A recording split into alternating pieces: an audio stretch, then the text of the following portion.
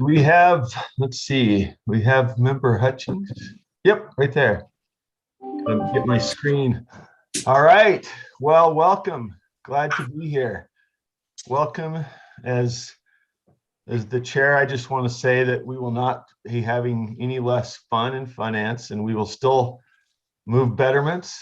And we're still glad to have Chair Huntsman here to guide us. So I'll do my best to move this along and support the great things that we're doing here. So happy Saturday. Scott, are you driving to begin our agenda items? We start with Cambium.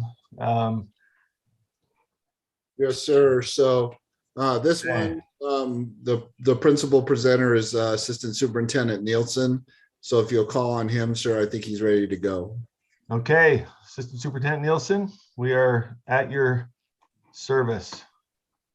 Thank you, Chair Moss. It's a pleasure to be. I guess I should introduce myself. I'm Darren Nielsen, the Assistant Superintendent of Student Learning for the State Board of Education, and I'm happy to be with the Finance Committee today and appreciate you giving time on your agenda for this topic. Let me give a little background information before we get into the discussion around the specific actions that staff are bringing forward for the committee to consider.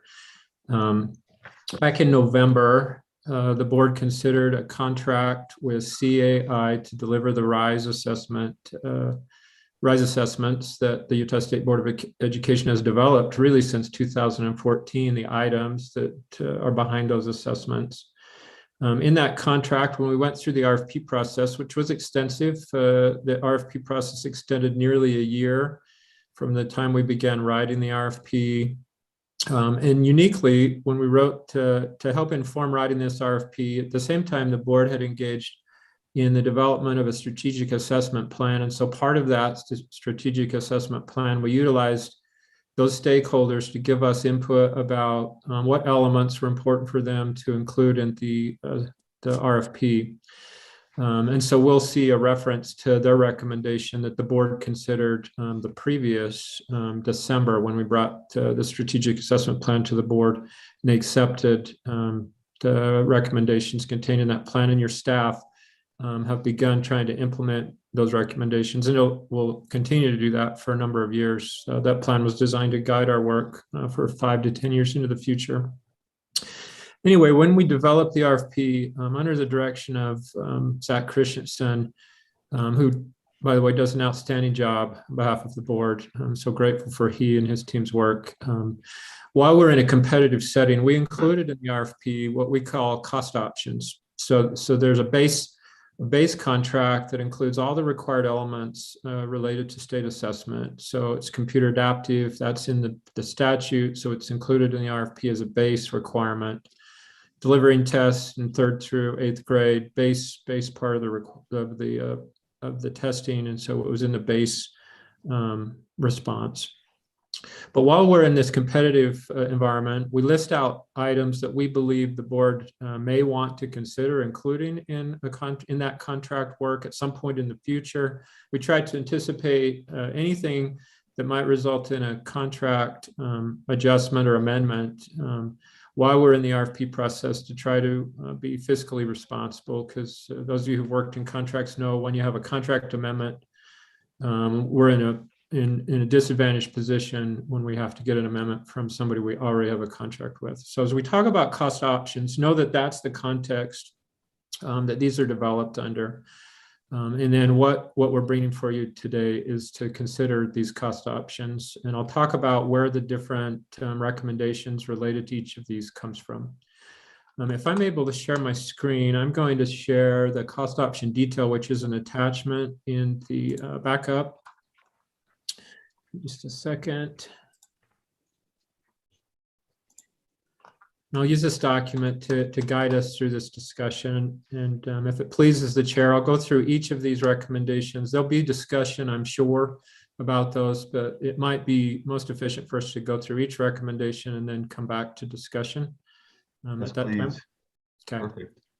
All right, so the first cost option is related to Spanish Transadaptation. And you'll see here that this work, this idea actually originated in the ESSA State Consolidated Plan, which the State Board developed with large stakeholder input through 2016 into 17. And then that plan was formally adopted by the board in 2017 and submitted and approved by the U.S. Department of Education.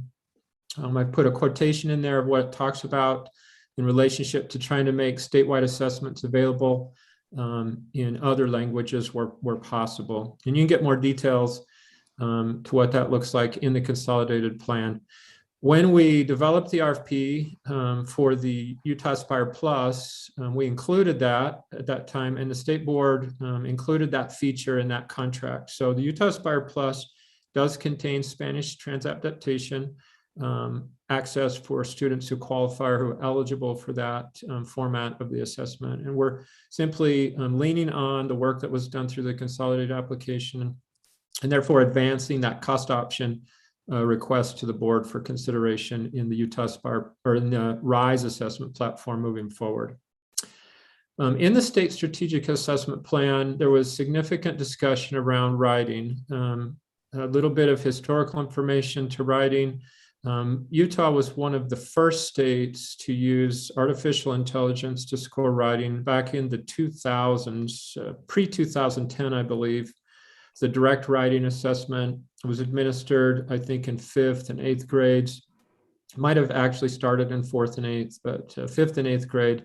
And then in 2014, with the introduction of SAGE assessments and Utah's development into the computer adaptive assessment platform, the board at that time introduced writing prompts into each assessment, each grade, each English language assessment, grades 3 through 11 at that time.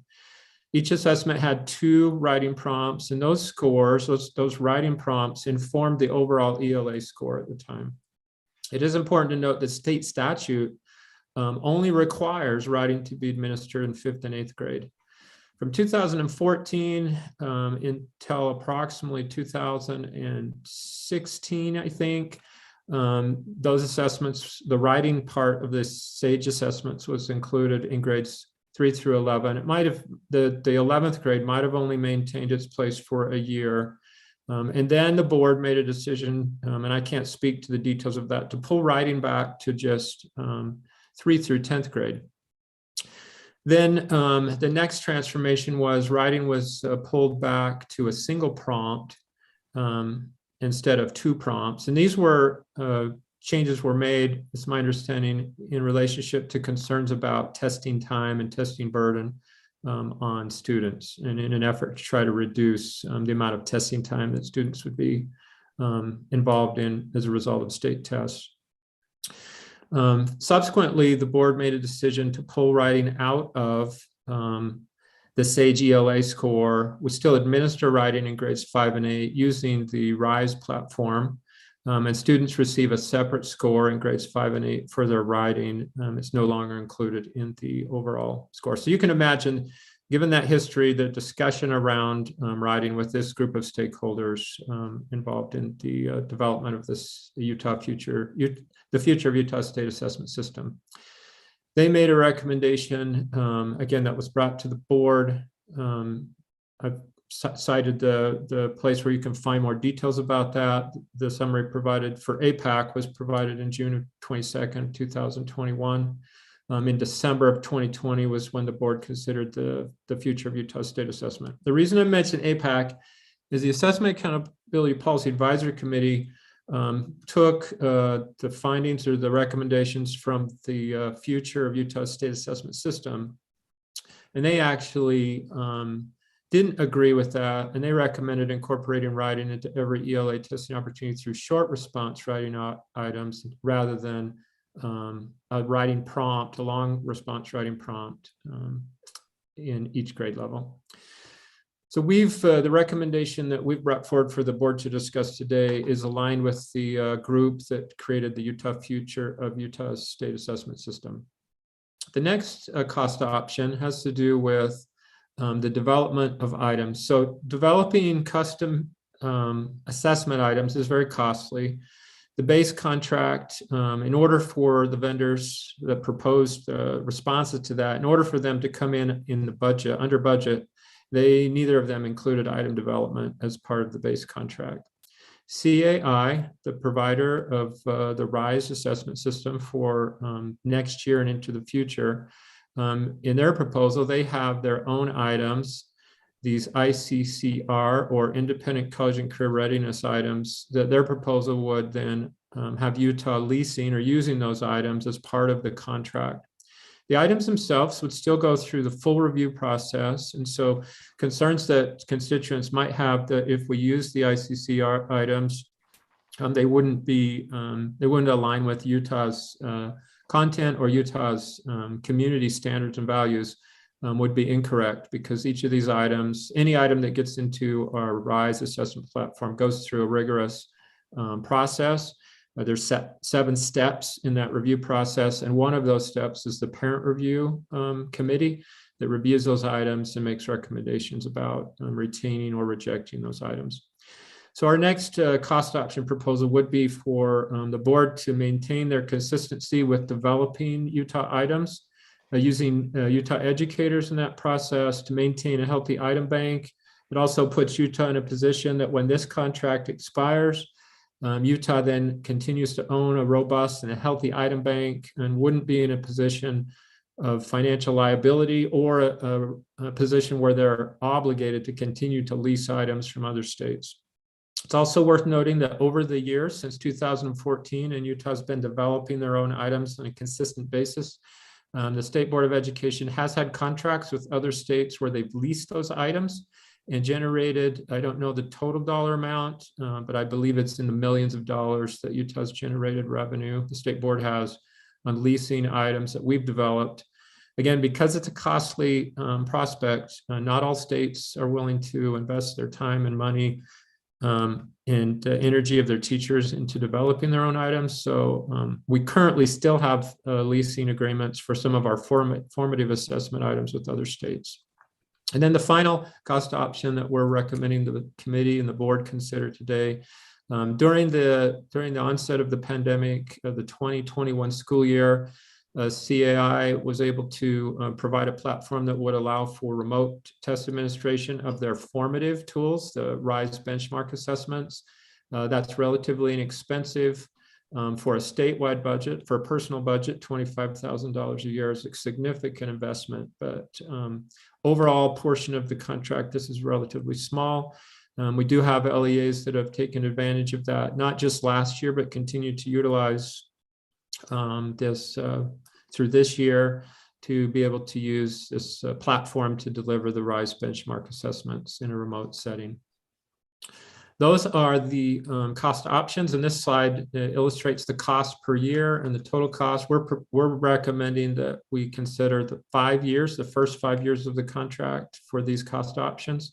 The end of those 5 years, there's an option for renewal for the overall contract with CAI, which again, I think our purchasing department is very wise in recommending that. It provides some insurance over inflationary rates. So we're locked in on our prices for the overall base contract for a 10-year period for the state board, should they choose to execute the full 10 years of that contract. So you'll see on this slide the cost per cost option that we can discuss momentarily. And then at the bottom of the sheet shows you where there is available funding or potential funding to be able to cover those costs. The first line indicates reserve funding that we've been able to save. As you are aware, in 2020, with the suspension of statewide assessments, we were able to realize on behalf of the board substantial savings through various vendors that we typically would have spent on assessment. We've been able to hold those into reserve. So the $7.4 million comes from those types of activities. And then with the settlement of Questar, we have 2 portions of that. We have the unpaid invoices, which was $2.5 million that we held. We stopped processing invoices in February of 2019 because we were in a position that we didn't feel like the vendor was invoicing us for services they had provided. In the settlement, we were able to retain those unpaid invoices. And then the settlement that was discussed yesterday briefly of $3.3 million that we're hopeful that the legislature will, I don't remember the term that Deborah Jacobson used, but allow that to be used in excess of the 110% allowed under that amount. So that concludes my part of this. And then obviously I expect there'll be discussion about this. Board Member Norton, I'm still thoughtful of your concerns yesterday about third grade and also about testing time. And we can have discussions, obviously, about that.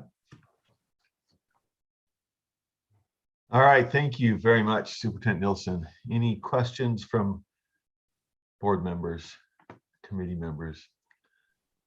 I'll throw one out. Well, there we go. I was going to say I'll throw one out before the hands go up, but we got them. Okay, that was down to the wire, nose to nose. But Member Norton and then Member Hutchings. Yes, I'll just start off with the base of the mountain, and then we'll move on through the day. And yes, I do have a concern about third grades and that testing. And I am concerned about the testing in writing overall. I have taught fifth grade for a lot of years, and so I'm very familiar with the testing that we are doing in fifth grade in writing, where we have a separate writing test. We have math, English language arts, science, and then we have a separate writing test. And I don't have a problem with that. I do, there's some ambiguity when it says multi-paragraph. I think that, it's hard to know with that. Are we talking 3 paragraphs, 5 paragraphs, 10 paragraphs? And I wish that could be cleaned up a little bit. But more specific to this case, I do hope that we can consider dropping third and fourth grades. I just feel like they don't need to spend more time in testing. They are doing a lot of writing. They continue to write, but they also have some pretty heavy burdens in other areas of language arts that need to be really firmly taken care of in those grade levels. With that being said, again, I can see where they could have some short answer questions there, but I would like to see those cleaned up, not to just say 1 or 2, but to say 1 paragraph, a 1 paragraph short answer to help with that. I think those are already included in their tests. So if we wanted to revise those prompts, that would be great. But I do not want to see writing prompts in third and fourth grades. That will end that particular question, and let's back to the chair. Did we, Superintendent Nielsen, would you like to respond to that?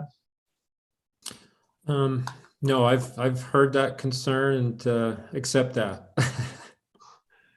Is that something that's actionable within the development of these cost options? And I'm not as close to it as Member Norton, but what's the scope of our ability to kind of incorporate any of these concerns, just as a general matter? Okay, yeah, that's a great question. So currently, there's a state statute that the board needs to administer writing in grades 5 and 8. And right now, that's all that the board's administering writing in. So should the board choose not to take any action on the cost options related to writing, 4B and 4D, that would not change. We would stay, the board staff would continue to work with our vendor to provide writing in grades 5 and 8 only. Should the board decide, though, that they like these cost options, but only for grades 5 through 8, we would work with our vendor. If that action was taken, we would work with the vendor to implement that strategy. It would reduce the costs, I would expect. We would go back to them and figure out. I don't know that it's a direct proration for subtracting the 2 grades out of here, out of whatever percent that is.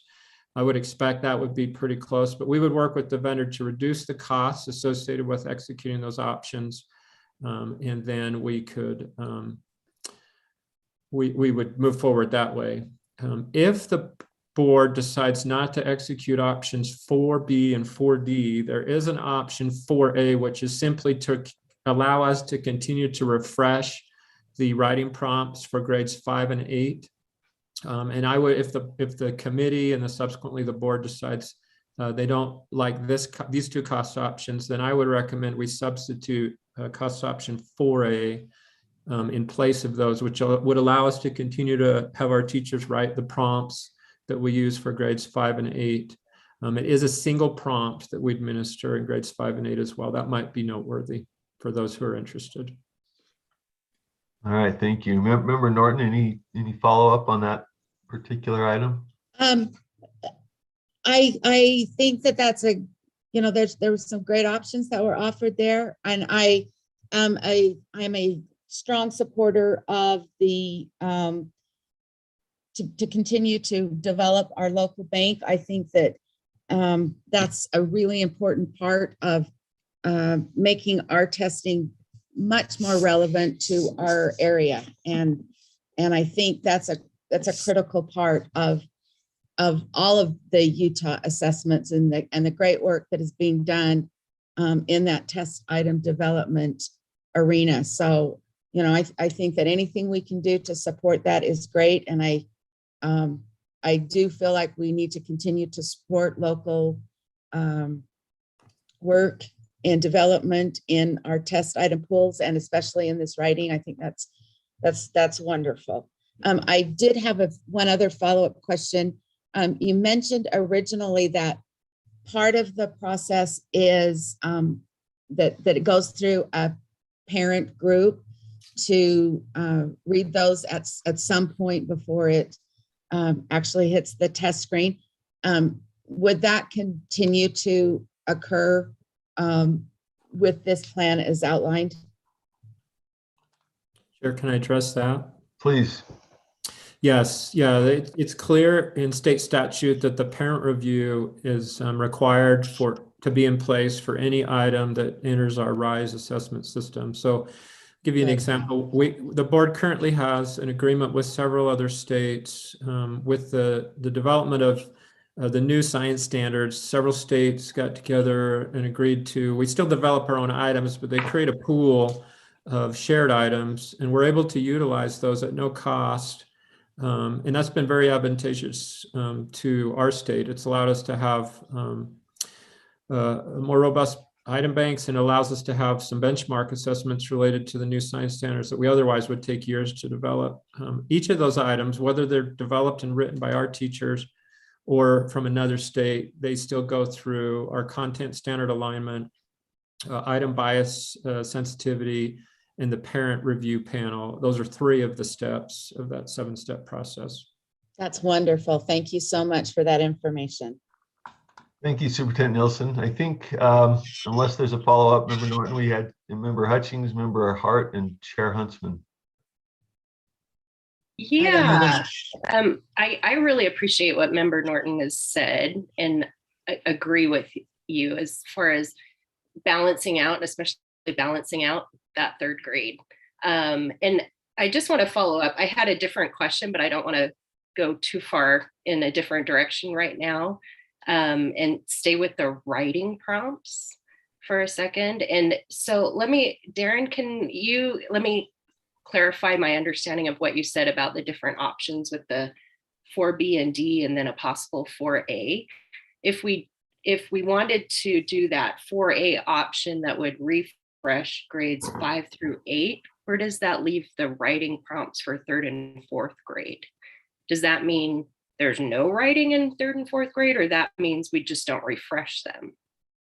Yeah, so currently there's no writing in 3rd or 4th, okay. or 6th or 7th grade. And so the option 4A that I referenced, and I apologize if it's introduced some confusion, it's just simply something that if these 2 options, 4B and 4D, are not appetizing to the board, if you're not interested in accepting those recommendations, then I would substitute a 4A there in place of those, so that we could continue to develop our writing prompts for 5 and 8 and make sure that we have fresh prompts and that they are developed here in Utah by our teachers. Okay, super helpful. Thank you. And so I'll just say again, I absolutely agree. We need to do something to give a little better balance to that 3rd grade. They have a lot that they have to do as far as assessment. But I also want to say, there's power in the writing, and having that focus in writing, especially in the upper grades, I will say, because that's where you help students develop some of their critical thinking and being able to demonstrate that critical thinking. So I I think writing is powerful, but at the same time, we do need to make some decisions to give balance to those lower grades. My actual other question was about, shoot, now I just lost this. The first item. And I'm just curious for just a little bit more detail on the item development. And you said that's for formative assessments, not the summative. Is that correct? And then also, what's the process? Teachers submit ideas, and then what happens? Just really briefly trying to understand that process a little better and what those items are for. Okay, can I ask a clarifying question? Please. Are we talking about this option 2A, which is the Spanish Transadaptivity? No, the one above it that doesn't have a. Oh, okay. There we Yeah. go. Yep, that one. For the item development. And I've brought a couple of friends with me today that you'll get a chance to meet formally in a later agenda item. Chair Moss, would you allow me to defer this question to Coordinator Sydney Carter, who oversees our item development process? Absolutely. Thank you, Sydney. And what's her title for the record? Did you say it and I missed it? Coordinator of Development, and Sid, correct me if I'm wrong on that. Oh, that is right. Got Thank it. you. Thank you. Thanks and welcome. Thank you. Happy to be here. Talk about item development. So I appreciate the question. Thank you. With item development specifically, we have a process where we invite educators to attend a meeting, and they come to the meeting and write questions based on we do a gap analysis, and we look at what items in our bank do we need to write, or specific standards do we need to write to, and then we invite teachers to come and write questions, and as well as the like options for answers, incorrect and correct, and they go through that process of writing. And then after that, we have a different group of teachers that come in and review those questions. So we have the initial group of educators that write. We have a second group of teachers that review, make sure that the item is aligned to the standard, make sure there's only one correct answer, and review the item. And then we also have our fairness team look at that. We invite people from different populations to come and review the items for bias or sensitivity issues, and then they go to the parent review. So that's kind of the process for item development. And then I think your other question, you were asking about, these were only for formative, and I think these actually, any new development would be for our summative bank, and then we would move items from our summative bank down to our formative bank. So we always write for summative, and then any items in the summative bank, we can shift the older ones down to our formative bank. Thank you. Thank you. Any follow-up on that, Member Hutchings? No, that was very helpful. Thanks. I'll come back to my question. I have a follow-up, and I appreciate you laying out that process. Member Hart. So I was, it just happened that I was able to visit an ongoing or an in-process parent review meeting. That's what I was at, right? Darren, was I? Yeah. Yes. Yeah, at the Okay. Capitol building. Yes, you're correct. Yeah, I just happened to be there and stopped in, and there were a room full of parents. They were very engaged in the work. They were, it was I believe, a multi-day meeting. They had lunch brought in. It was a very robust process, and I was very encouraged by that. So I just wanted to report out on that. My questions kind of revolve around this short answer versus prompt that you spoke of, and I'm unclear because I'm wondering if a solution resides in there. I firmly believe, as a former elementary teacher, that we really need to be mindful of the testing that we're doing at that age. I think that teachers have the information they need to move students forward, and additional testing is not necessary. However, I agree with Member Hutchings that quite frankly, I'd do more writing testing and less other testing. I really believe that writing is where the rubber meets the road. Critical thought is developed, and I really would shorten other, say, the language arts portion, and maybe weight the writing more. But that's I think a personal preference. What I'm wondering about is that short answer. What can you expound a little bit more on what you said about the recommendations were, and what that short answer versus the prompt debate was or issue was? Superintendent Nielsen. Yeah, thank you, Chair. I can address that. And then I've got another friend with me, Kim Rathke, who's our test administration and data coordinator. She's also a former writing teacher, and she may want to jump in and add to what I say. Kim, just raise your hand if that's the case. So during the development of the assessment strategic plan and this discussion around whether writing should be included in the RISE assessment in a more robust way than it is currently in 5th and 8th grade with a single prompt, the discussion came back to the challenges. So if you remember, when I talked about when we started administering writing in all grades, there were 2 prompts. Right. And that's driven, I don't know if it's driven entirely by, but the psychometricians, assessment development individuals, it feels like there's always pressure from that perspective to make sure the tests are able to provide the answer, or the score for the test is valid and reliable. And that sometimes tends to put pressure on lengthening tests to get more questions. So the discussion around a single writing prompt versus 2, and whether a single writing prompt is enough of a prompt for us to be able to determine a student's writing proficiency. It was what that debate centered on. And so the compromise with the group of stakeholders that were engaged is, if we stick with this, because there wasn't an appetite for 2 writing prompts. So you have the educational measurement saying, no, a single prompt isn't enough. You can't get a proficiency score from a single writing prompt to tell a student you're a proficient writer, and we're just going to give you this one prompt, and we're going to tell you information about your writing skills based on that.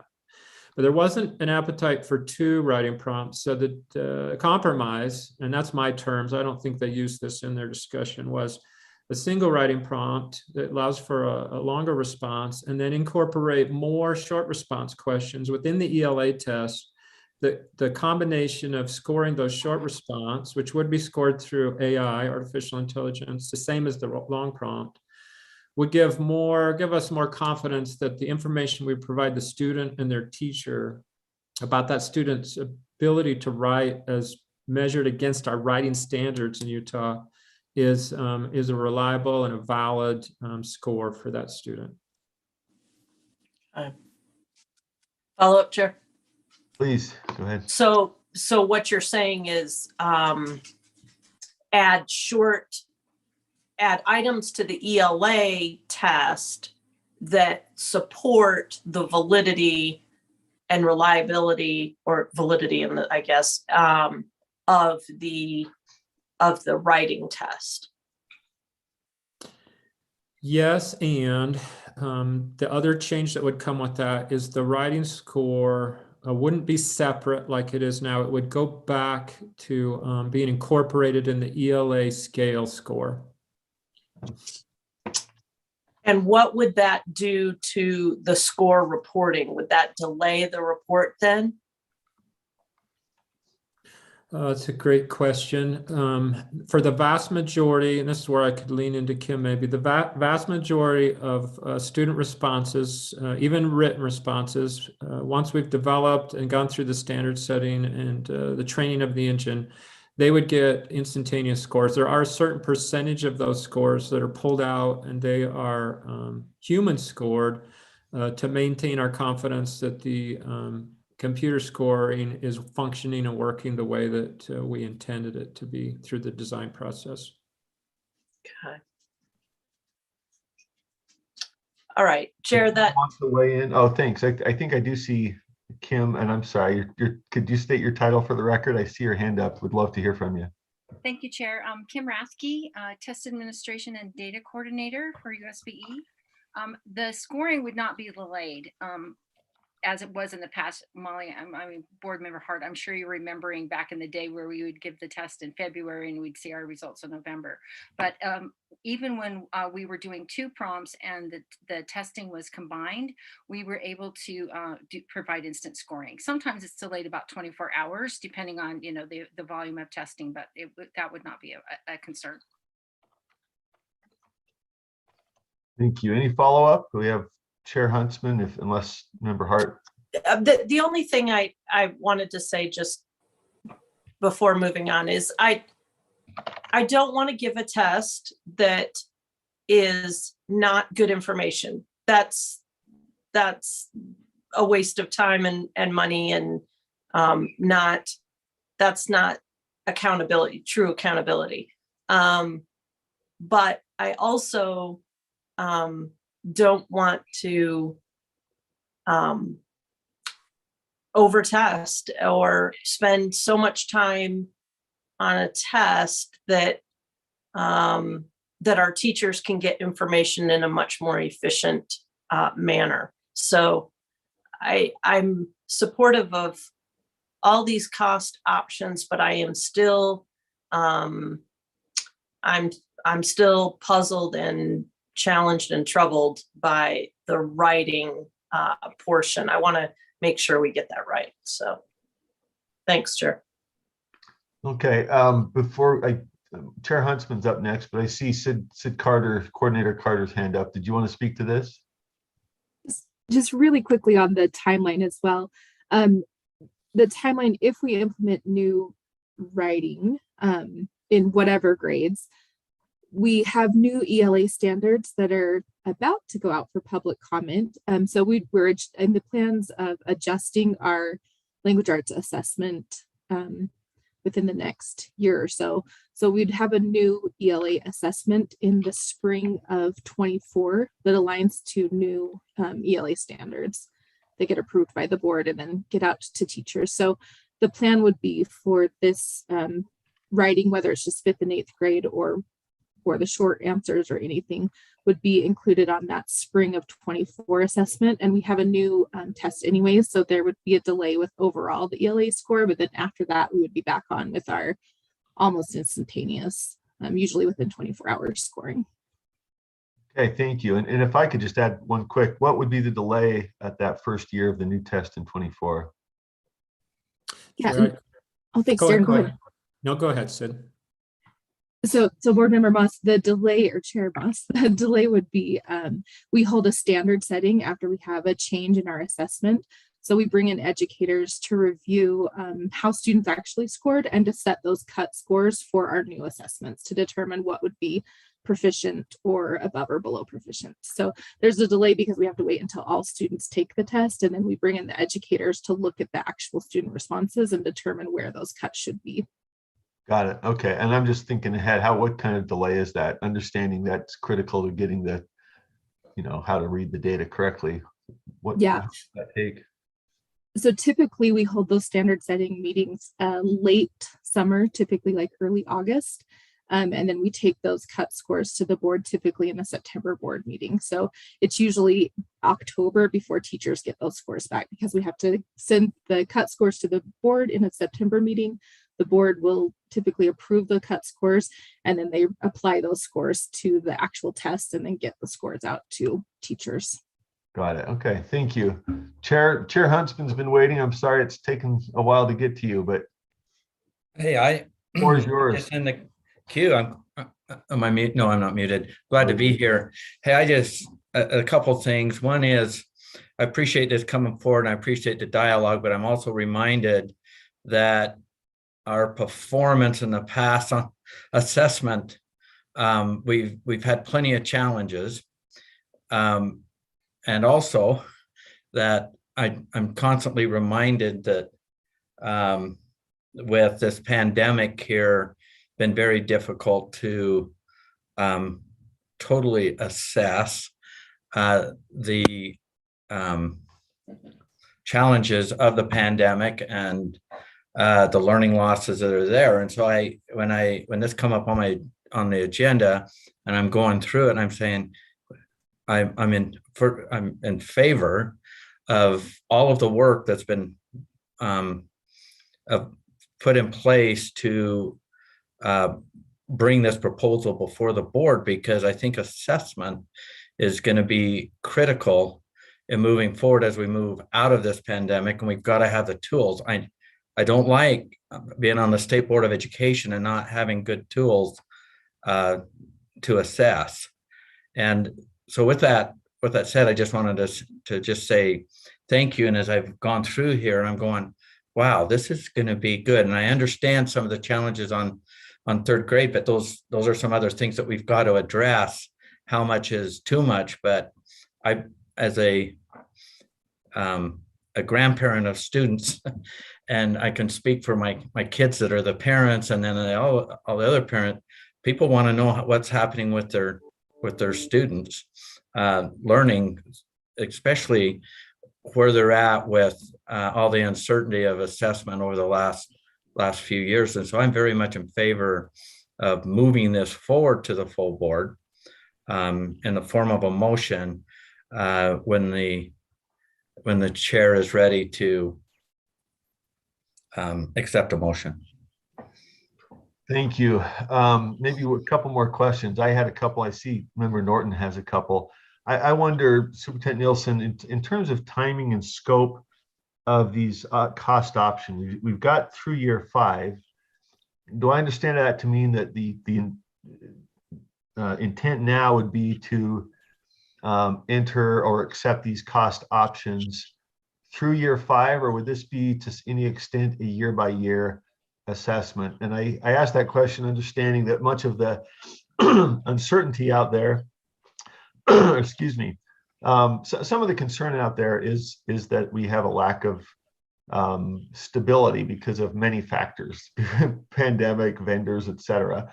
And so I think, as I understand it, educators want some certainty. At the same time, we have a group looking at accountability. We have people doing things coming out of the pandemic for which there might be some additional input over the next year or two. So I'm just curious the scope. Are we looking to lock in for 5 years? Is this something where we make choices and reassess based on some of those other kind of outside or inside inputs? What's your take? Yeah, the intent of this proposal that we've brought forward is to make this commitment for the first 5 years of the contract. Now, keep in mind the board's contracting arm always does a great job of putting the board in a strong position. At any time that there's changes that need to be to reduce the scope, and if Zach Christensen's on, this would be his area of expertise. But I believe we're in a position that, let's say the accountability redesign work, something came about with that we needed to reduce the scope of our assessment footprint in some way. I believe we're in a strong position to be able to do that without losing resources that the board has committed. Got it. Okay. One other kind of, macro level question, the reserve funding that's indicated as possible sources, we've got $7.5 million there. Is that reserved specifically for this, or does allocating it to this prioritize it over other, requests or, needs? What's the cost of allocating, I guess, in terms of opportunity cost, if there is any? Yeah, so those lines next to reserve funding, the 20 AD, FE, and so forth, those are budgets that are associated with the assessment accountability section. So they're directly tied. Some of those have, I think they probably all have certain restrictions on them that I couldn't speak to off the top of my head. But they are, that 7.4 million is money that has been reserved through the assessment budgets, these various assessment budgets. Now, the board, as you know, has authority as there's carry forward money made available. The board then has authority for most of these carry forward funds to reallocate those or repurpose those as you see fit. But right now, the only impact they would have is that if they were moved somewhere else, is it would just be a reduction of resources for the assessment accountability work and section. Got it. Thank you. Okay. Member Norton? Yes, and I'm going to keep this a little bit brief. I have two questions, if that's okay, Chair. The Go ahead. first one could be just a yes or no, and that is if we were to introduce the short answer into prompt into our testing, would that reduce the number of items on that particular test to account for the length of time it would take to do short answer? I wish it was as simple as a yes, yes or no. I can tell you the work, the committee that brought this recommendation forward to the board with this assessment strategic plan also is sensitive to testing time. So the discussion around the recommendation was to try to utilize a single prompt that's measuring more than one standard. So you would use the writing short response to evaluate some element of the writing standards, as well as another element of the ELA standards or core. That's often referred to as clusters. So if you looked at our item development, it talked about either 777, that budget would include either 777 items or I don't remember the number of clusters, 555 items or 75 clusters. So a lot of people say, what do you mean by cluster? Well, a cluster, we see this in the way we deliver the science assessments right now is there's a series of questions that are all tied to one stimulus. That's an effort to try to make the assessment more performance oriented, which aligns with our personalized competency-based learning initiative. And it's also to make it more engaging for the student. And it's also to create efficiencies in your ability to measure what students know and can do with fewer number of prompts. But the reason I can't answer yes or no is until the development gets done, I can't speak to whether it reduces the total number of prompts and then the associated amount of time that students take to respond to those or not. Okay, and a follow-up. Sure. Chair. And I think your question maybe answered this. I just wanted to double check on that. This is regarding the funding and the appropriations. If we were, say, to eliminate 4D, could we then move that money into item development if necessary, or put it in reserve? I believe the answer to that is yes. That one feels like a simpler question to me. Okay, thank you. That's all I had. All right. Thank you, Superintendent Nielsen, and everybody else for weighing in. If Member Norton, your hand's still up. Did you have a follow-up? Okay.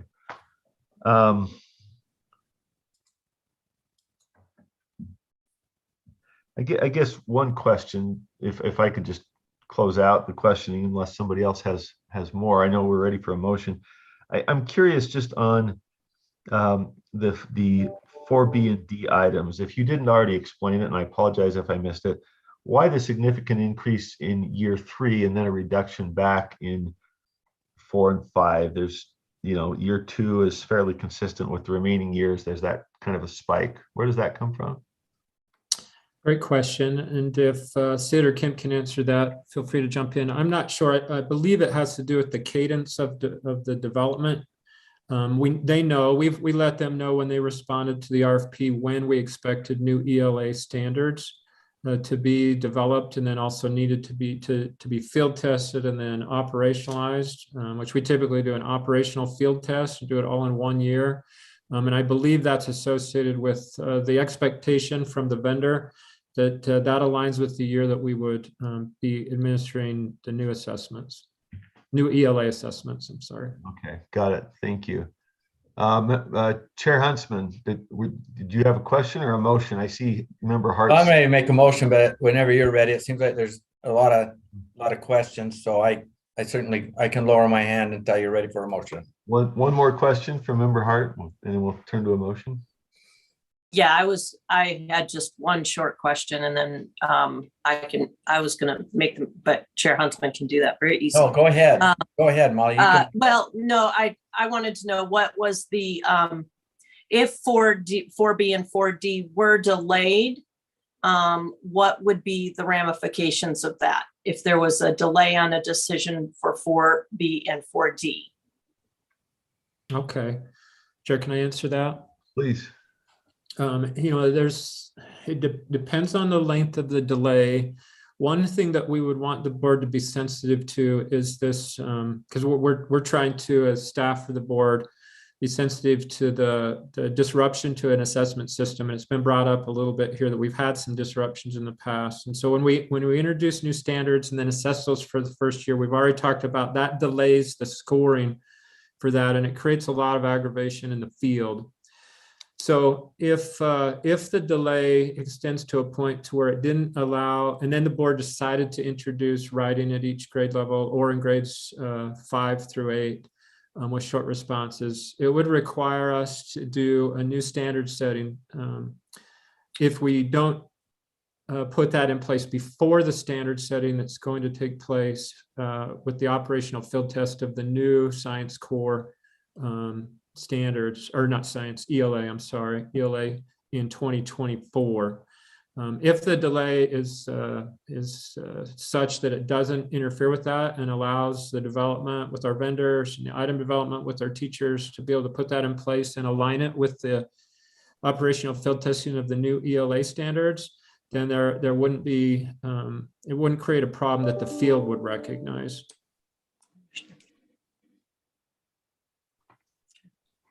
Chair, that is my question. Thank you. Okay. All right, seeing no further hands with questions, and thank you again, Superintendent Nielsen. Ready to entertain a motion? Yeah. Well, Molly, did you want to make it, or? I was going to delay that. My concern is we've got a lot of moving parts with accountability and assessment right now. We have a study session this afternoon on accountability, which includes assessment. I do think that this is going to, whether or not we move it forward, the whole thing forward, we're still going to have conversation, I know, at the full board. We can either move it forward and have the conversation, or we can hold back for D and 4B and keep it in committee and just get feedback. I just, we're going to need to have further conversation on 4B and 4D, whichever way we go. So I'd like to throw out oh, go ahead.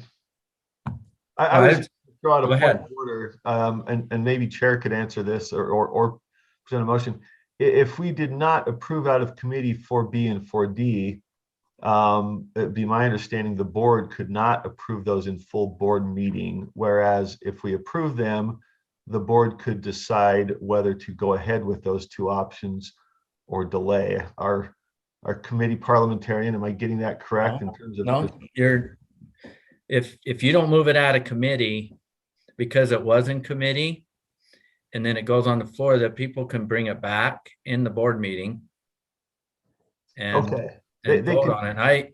My intent was to move it all out, and then if somebody wanted to amend the motion to exclude, and you have good justification to do that, or better talking points to exclude, or not better, or you have good talking points to persuade the board to exclude them, then you have between now and the next board meeting. Tomorrow's assessments doesn't have much to do with what you just experienced for the last hour. Member Hutchings, did you have we're open for motions, but if you have a final question, I think this is a pretty critical item. It's one of the core things that we do as a board, so I want to make sure we get everybody's opinion out or questions. Member Yeah, Hutchings? thanks.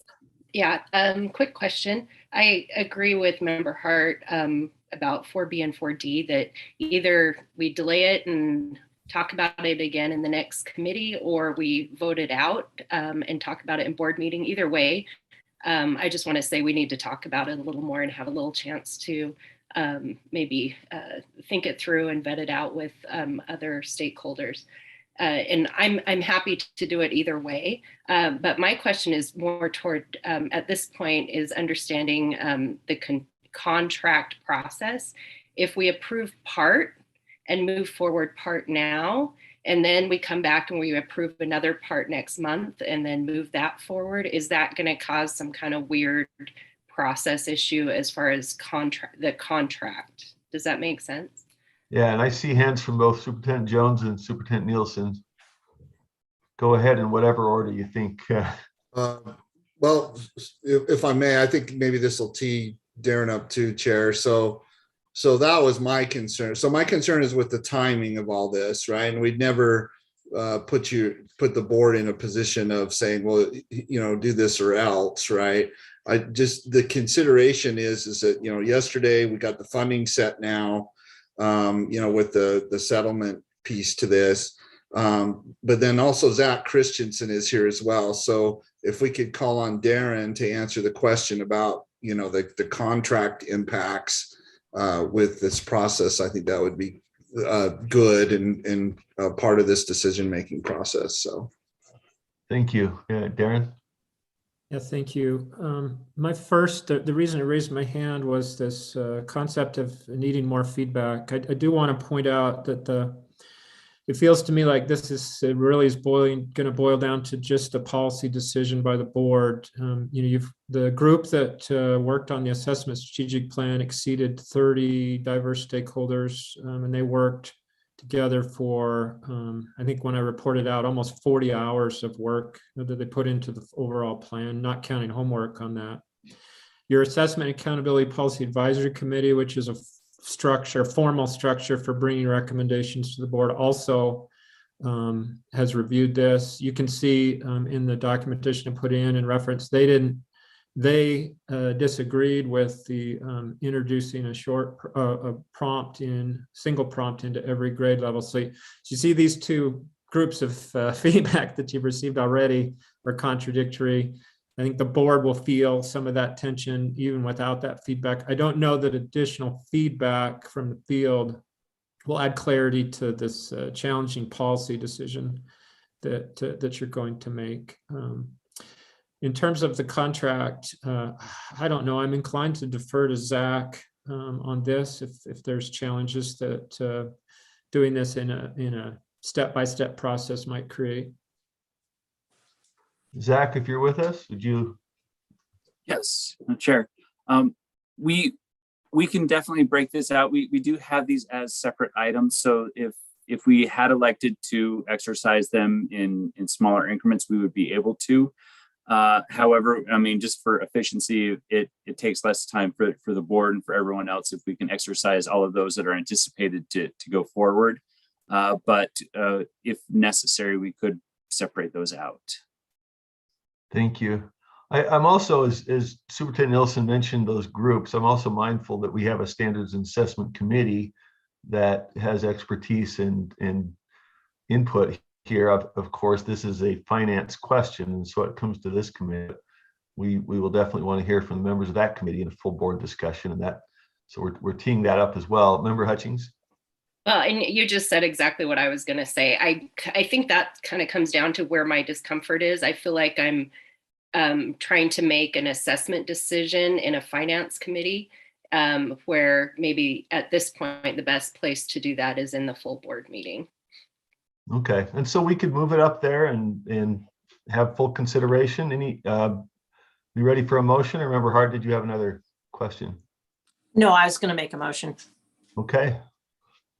I move that the board approve executing the cost options to a Spanish transadaptive item development and delivery, 4B, writing prompt development in all grades, 4D, short answer development for all grades, 5, system functionality for remote testing, and item development contained in the CAI cost proposal and contract. Any discussion to the motion? We've had a pretty good, thorough discussion. So if there's nothing further, board members, please vote.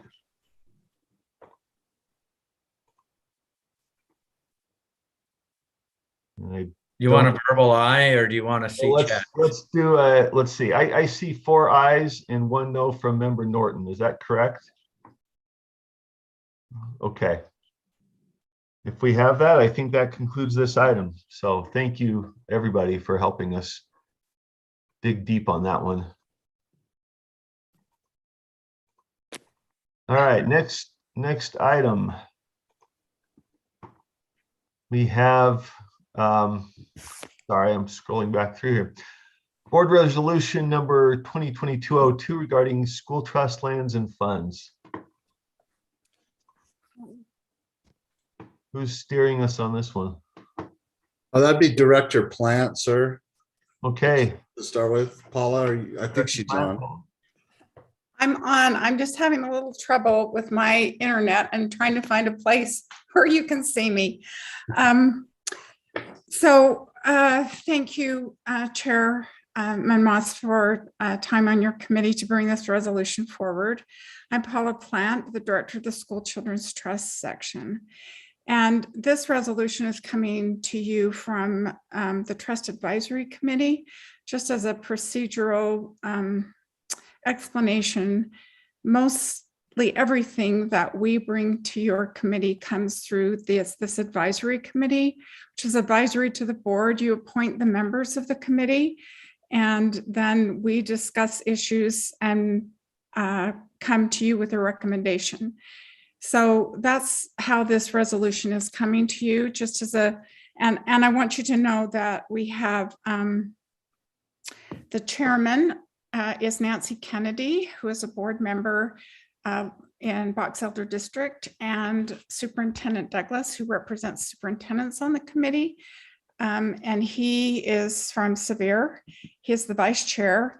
And I'm going to, at your discretion, let him kind of take over to talk about it just as a procedural issue, to let you know that there are 2 resolutions that were posted with this agenda. And the one that we are discussing is the one that is redlined. The other one is the current resolution that's posted on the board's pages of the website of the State Board of Education website that include resolutions.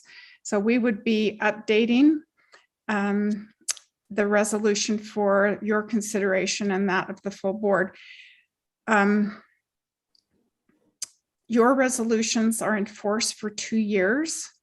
So this resolution would expire in March. So we're bringing it forward to you this month and hopefully in February, so that we will have a resolution in place as we move through the legislative session and as SITLA has some important issues coming forward. And if I might, Chairman Moss, have Superintendent Douglas explain to you how's this coming forward. This is really, he's really taken the lead on this, if that's all right. You bet. Yeah, thank you, Superintendent Douglas. Yeah, thank you. I appreciate the opportunity to visit with all of you. I know many or most of you. I'm the superintendent of Sevier School District. We have about 5,000 students here in Sevier County. Just for context, we are, of the 41 school districts, we're right in the middle. We're about number 20 as far as size. And so I get asked to serve on lots of committees because generally the things I say help certainly any district that's smaller than Sevier. And a lot of times we find commonalities and support for all districts. Of all of the committees I serve on, this Trust Land Advisory Committee is my favorite. It is very well represented. You have representation for all educators, a charter school representation. I represent the school district superintendents. There's a person who represents the business administrators, local school boards, specific. You all remember Linda Hansen, a prior board member of the State Board of Education. She's on the committee representing children who are at risk. We have a secondary principal representative, an elementary principal representative, lots of parent representatives. So this is a very, very broad and robust committee. And it's a great group of people that we work very hard as we meet each month to bring recommendations to the board after a lot of debate and discussion. So what we brought to you today is really quite a simple request that we speak in favor as an entire committee unanimously. And really, this is a group that represents all stakeholders in the state of Utah, that this committee please move forward our resolution to the entire board for approval. This resolution, as you can see, we've made a couple of minor tweaks, and they're exciting tweaks, showing that the trust land total revenue now is up to $3.1 billion with a B, which is just amazing. I, having been an elementary principal, middle school principal, district leader, I can testify that trust lands funds have come to the rescue again and again for our public school students and schools. It's a wonderful resource, and what we're clarifying here is that all necessary steps continue to take place to keep these funds managed soundly. And then really towards that bottom paragraph, that we continue to ensure and encourage as a state, that's all of us coming together, the legislature, the State Board of Education, all stakeholders, that we continue to keep these funds coming directly to public schools and to public school children where they belong. I think all of us are somewhat aware that as you start to see $3.1 billion, and you may be a legislator or a budgeter, you might think, oh, man, that's a pot of money. Could we look at that in a different way? And what our group is recommending through this resolution is that we don't allow that to happen, that we hold the course, we keep these sacred funds where they belong, and we continue to defend them so that they get to the students at the school level. So I did want to just mention, we have our Trust Land Advisory Committee Chair, Nancy Kennedy, is on as well. So I don't know if she wanted to maybe add just a little bit, but that's all that I had. And I just really appreciate the opportunity to visit with you today. Thank you very much, Superintendent Douglas, and thanks for your service on that committee. This is a Utah innovation that allows a lot of innovation. And I've seen that. Folks on this committee know I really enjoyed 4 years on a community council and got to be involved in finding good uses for that money. So I really appreciate what you're doing. Chair Kennedy, did you want to weigh in? Oh, I just wanted to thank you all for your service and the work and the great opportunity it has been. As Superintendent Douglas, do this formally, has said, this is truly one of the great committees in the state. And we just consider these funds sacred, and we want them protected and used to their best ability.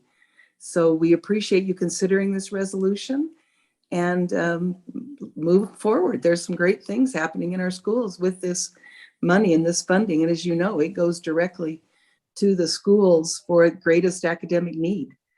And we're just real pleased to be able to work with this committee and this group and be able to present this to you. Any questions for me? I see a few, and so some of those might go to you or to Superintendent Douglas or to Director Plant, but if I got it right, I think I saw Norton, Hart, Huntsman, and Hutchings. Let's go in that order and hope I got it right. I did not have a question. I was ready to make a recommendation. So we'll move on to people who have questions. Okay, any questions? I see electronic hands. Maybe questions. I think it was a race to see who gets to make the motion. But I'll take my hand down. Yeah, I will defer to Member Norton on that. There is absolutely zero reason to not emphatically support this. It deserves it needs no discussion. So I was ready to make a motion as well. So I'll lower my hand. All right, and let's entertain a motion. I will just say before that if there is any need for us to do more than indicate our wholehearted approval of this motion, we would love to hear about that. If there are concerns or threats to the program, I think we would love to weigh in. So that's maybe an offline discussion, but I think you can tell it's unanimously and wholeheartedly in support of continuing the great work of this program. So if anybody'd like to make a motion, go for it. I see two hands up. I was just gonna, a discussion after the motion was made. Member Norton, go for it. Okay, I move that the committee approves the updated resolution and forwards it to the board for approval. Discussion of the motion, Chair? Yes, and it's just more of a comment. When I'm on the Hill, I actually have a copy of this with me. So when legislators talk about funds and use of funds, and sometimes there's some temptations there to do some other things with funds, I break out the resolution because it's a board's resolution, and I just don't represent the board, but all of the work of this committee and all the stakeholders from SITFA to SITLA and everything in between, clear down to the community councils. You on finance, stash it on, I have to have it on paper. I just don't know how to stash things on my phone and get it really quick, and like to whip the resolution out. So looking forward to this getting approved in our next board meeting. So thank you for your work. Thank you. Member Hutchings? I think it was also just a race to publicly express how much we appreciate this funding and the opportunity that it gives us to have these discussions with our parents focused on academic outcomes. When we have these community council and trust lands meetings with parents, and we look at the data together and we talk about school improvement together, it is just so enlightening and helpful as a school leader to have this opportunity with parents to make a difference in school improvement. So thumbs up, of course, love it. Thank you. All right, thank you, members. If there are no further comments, Member Norton, your hand is still up. Was that for a comment? Just a quick comment. When you said it was a sacred trust, that touched my heart, and to have board members that are and committee members that are so understanding of what a great asset this is for our children and the future is just very heartening. Thank you. All right, with that, board members who haven't already, please vote.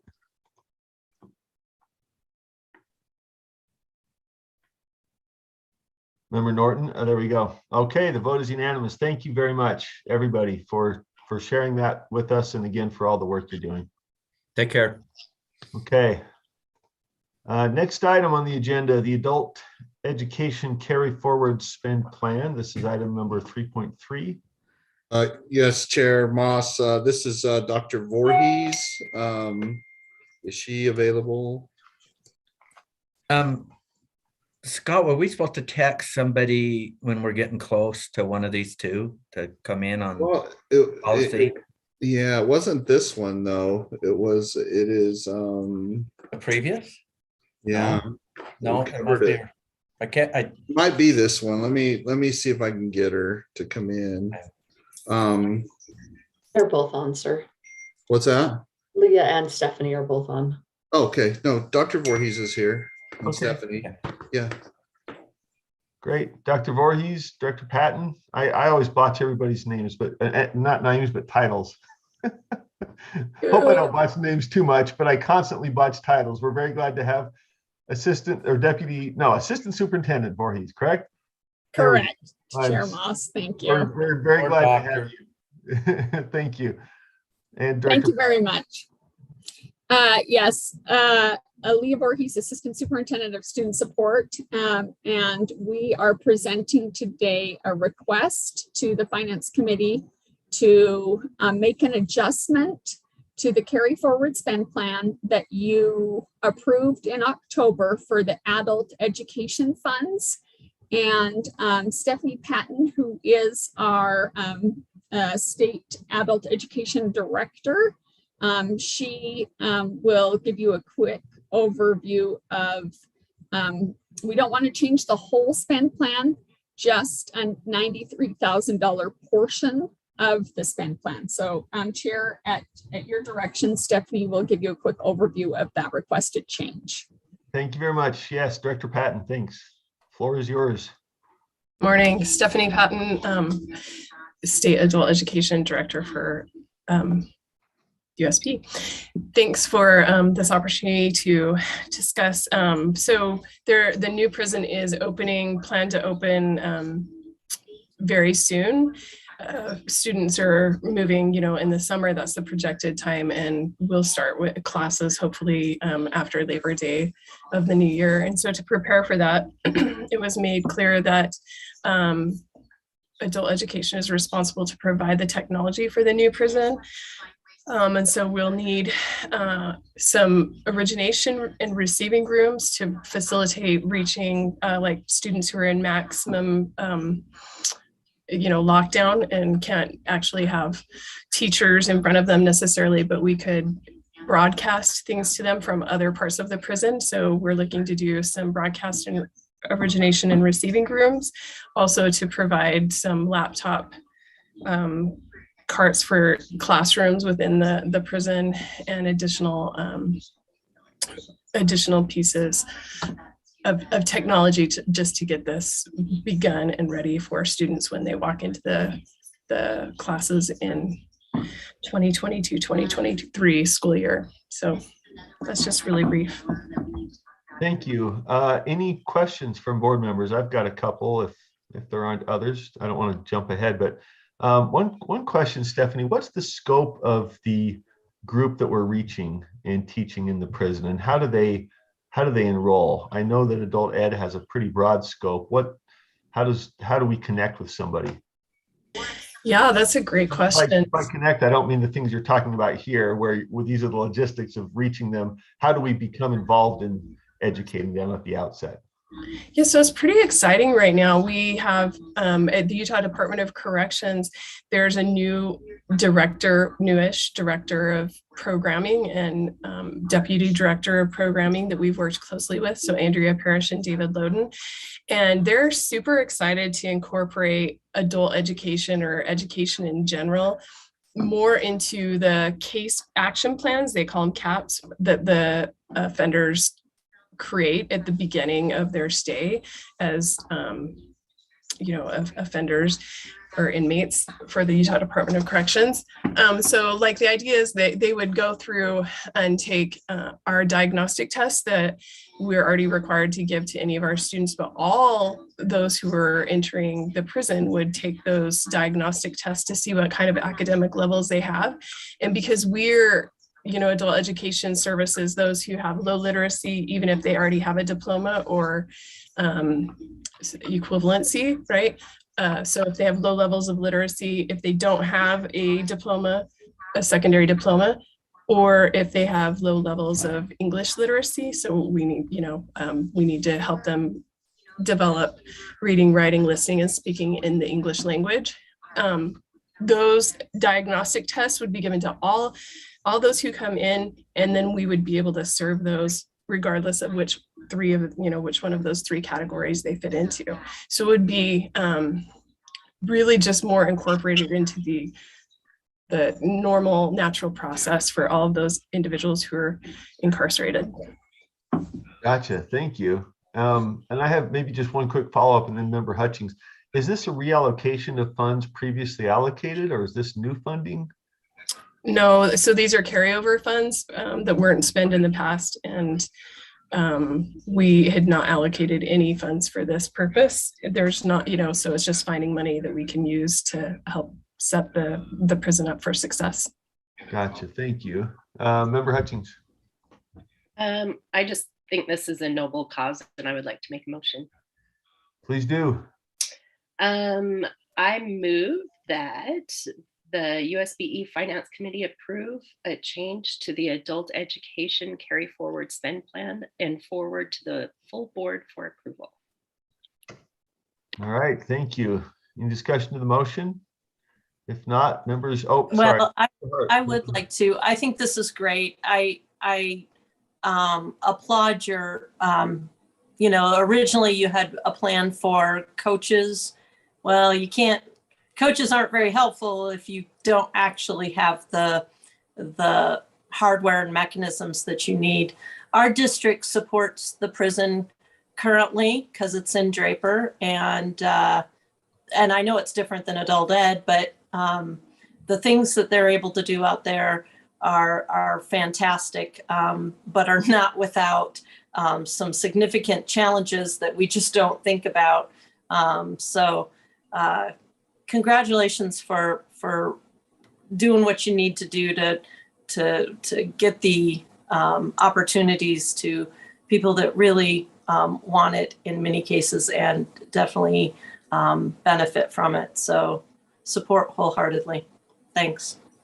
Thank you, Member Hart, and I'll echo that. I've had family members who have spent time working in the prison in other capacities, and including church capacities, and end their lives. That's what stands out as some of the best work they've ever done. So I applaud this effort as well. These are attempts to help those that are in need of somebody who stands with them and gets them where they want to go when they come out or while they're in there. So thank you. Board members, please vote.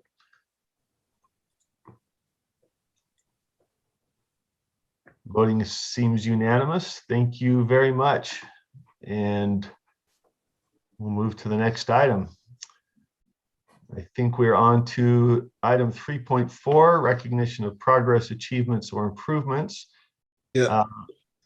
Yes, Chair. This is Scott again. If Cami can pull up Paula Plants and Todd Call, is Todd in here with us as well? So as you know, we go to this agenda item in particular is beneficial for us to call attention to all the great efforts and work that staff are doing or our processes or systems are doing on behalf of the individual student. We wanted to call out Director Plant and Mr. Call and to demonstrate two things. First, obviously their selection to serve on this, or be reappointed, I should say, to serve on the Digital Wellness, Citizenship, and Safe Technology Commission. But then second, to also demonstrate the willingness of outside agencies or entities to select from our staff or to have our staff participate with them on such important commissions or committees or such as this one. And that it's across both, financial or, state land trust or the financial operations and program staff, so that you and the public can see that USB staff are inclined to not only work together within your own agency, but also are selected to work outside of the agency, which to us is a sign or identifies just how great of a staff we have here and how highly regarded they are in other or by other agencies. So we just wanted to make sure we congratulated them. And if you'd like to hear Paula or Todd talk about what their role is on this particular committee, we can do that. Otherwise, that concludes this recognition, sir. Thank you. And thank you to both of you. I would love to hear briefly, if you wouldn't mind just sharing a little bit of what you're doing and how you do it, given everything else you're doing with our agency. It's extremely impressive service. So thanks. Yeah, if you'd each like to take a minute, we'd love to hear about it. I don't know if Todd is with us. I couldn't see him, but this is a commission that was established in a bill a couple of years ago, recognizing a need to make sure that not just in schools, but the public generally was aware of digital wellness, citizenship, and safe technology. And the commission has been established to try and make available to everyone opportunities that are available for training and for involvement by students in positive kind of digital awareness, as well as just safety on the internet. So the commission has only really met as currently constituted once. And after the legislative session, we will continue our work.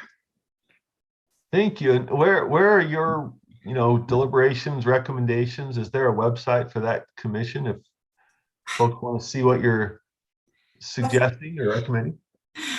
That's a great question. It's one that the commission has discussed. There is a little bit of money that's appropriated to the commission. And currently that funding is going to a project that initially was provided through the Attorney General's office. And now they're kind of moving in a different direction. Initially, the committee that met to kind of set this up wanted to establish a website that would be available to everyone and have an opportunity to post opportunities and projects as well as research that's coming forward. So it would be a place where we could combine the efforts together. The intent was to not put any more requirements or responsibilities on schools or on the State Office of Education, but that it become a resource for all. Well, that's wonderful. If you feel like sending an email out to us to where, you know, we might pass along or publicize it, sounds like a great resource. So I'm speaking both as a board member and even more as a parent. So appreciate that effort. Thank you. And Todd, is Todd with us or no? Okay, well, thank you very much and appreciate Superintendent Jones highlighting that great work. Thank you. So I think next we go to our USIMS update. Is that right? Yep. Yes, sir. So this is part of the same agenda item. Right. If you could scroll back up a little bit, Cami, it is the same as our agenda item number 4, information, recognition of progress, achievements, or improvements. So as you know, this is a monthly occurring, or every finance committee, we provide the PMR once a quarter. Staff members, Director Felt from IT and Katrina Brinkley, the project manager for USIMS, dive deeper into the presentation. The PMR presentation that you're seeing or that you have in your backups was recently presented to members of the legislature, specifically Senator Anderegg, Representative Lisenby, Representative Ballard, and Representative Pulsifer. There was our vice chairs, Vice Chair Belknap and Vice Chair Davis also attended. And the purpose of that was to, and if you'll just recall, it was Senator Anderegg and Representative Lisenby that sponsored the initial legislation that basically kicked off the USIMS project or the USIMS system. Then it was Representative Ballard that had ran HB 67, which is the legislation that provided $4 million of one-time money for us to use to further enhance or improve on LEA financial systems.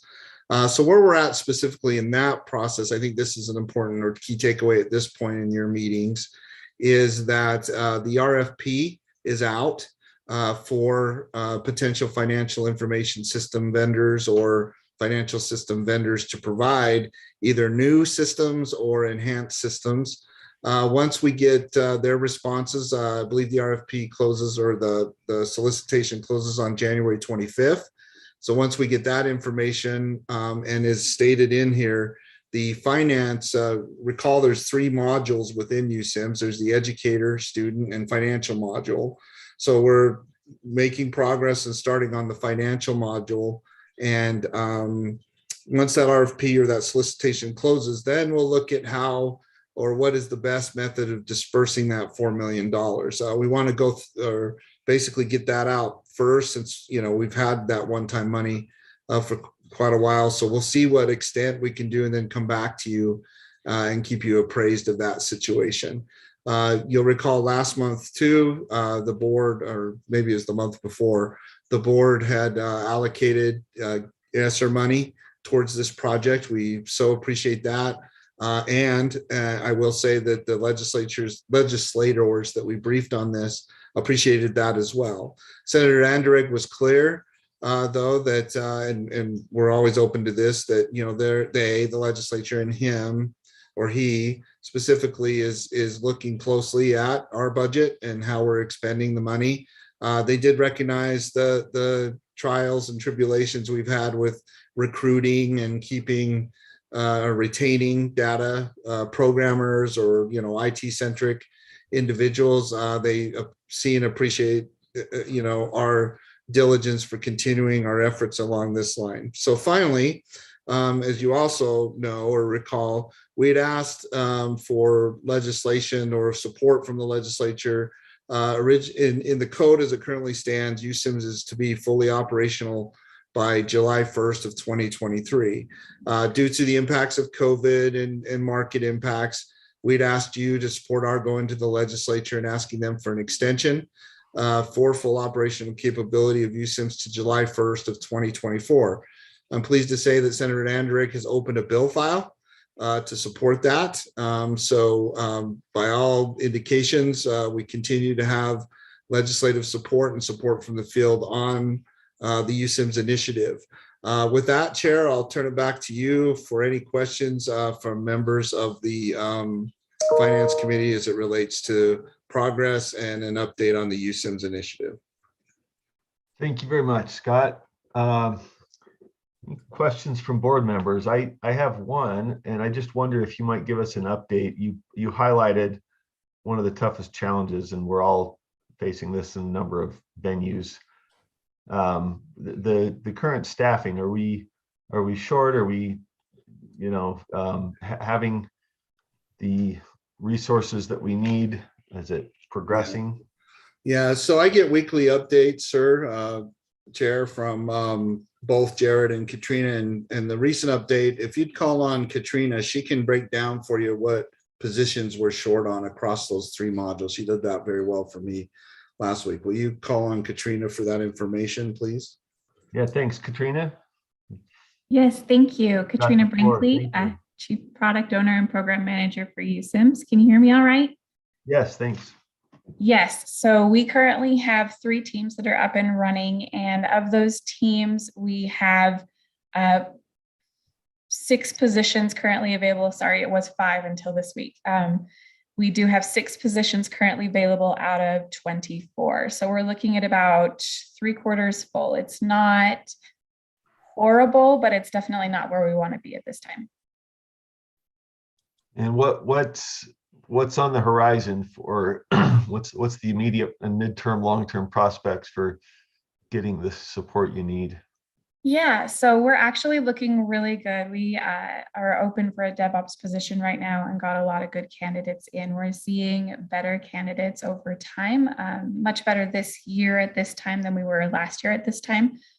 So we're hopeful things are looking up, but obviously it's a week by week basis. Right. And can this work be done remotely? Are we being able to, Yes. okay, I assume that as much, but in terms of the scope of kind of how wide of a net we're able to cast, we can sort of go off Yes, the we have Wasatch. definitely expanded out. We have candidates and contractors from all over the US right now who are working on USIMS. Got it. All right, thank you. Thank you. Any other board member questions? I might just ask one, sorry, if nobody else is gonna bug you, Scott, I'll throw one more at you. The $4 million, is that for the financial system in our office completely, or does that have any overlap? Is that district?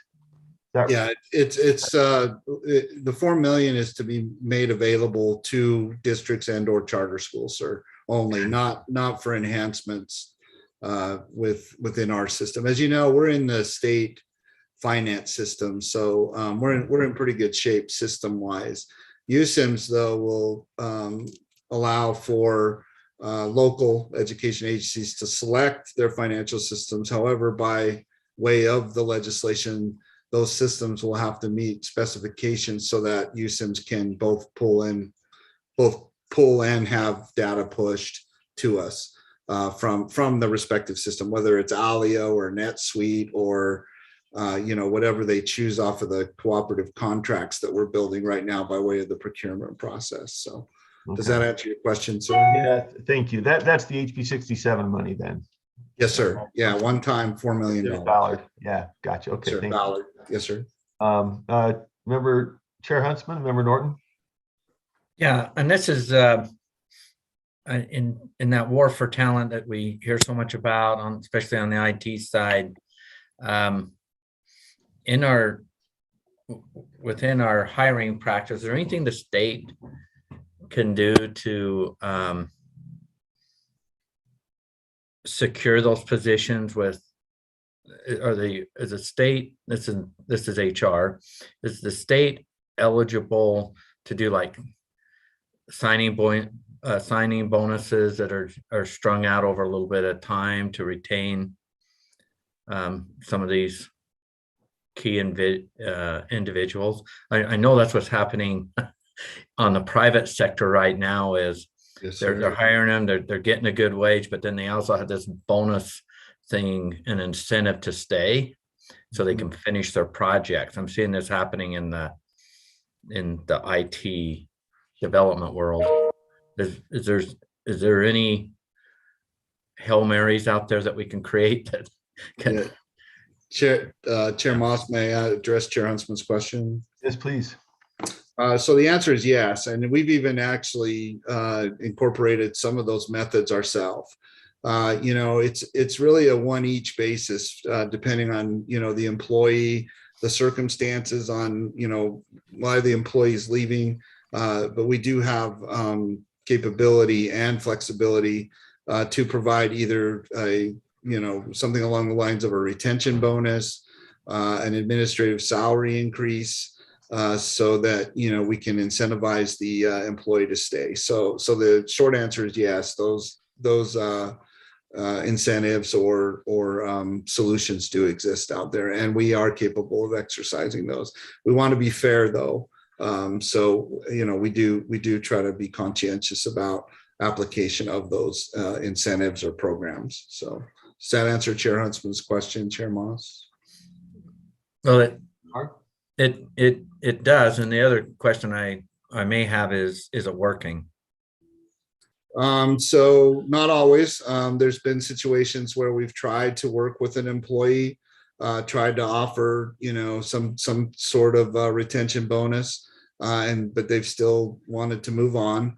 And there's been at least one situation or a couple that I'm aware of where we've provided an ASI and or a retention bonus and they've stayed. So I would say if you can call on Jared, he'd probably have the exact numbers, but I'd say we're probably kind of about 50-50. Some stay, some don't.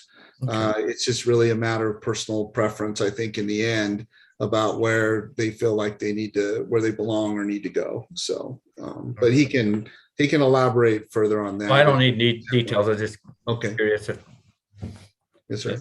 If part of it was working. So thank you. That answers my question, Chair. Thank you. Thank you. And Member Norton.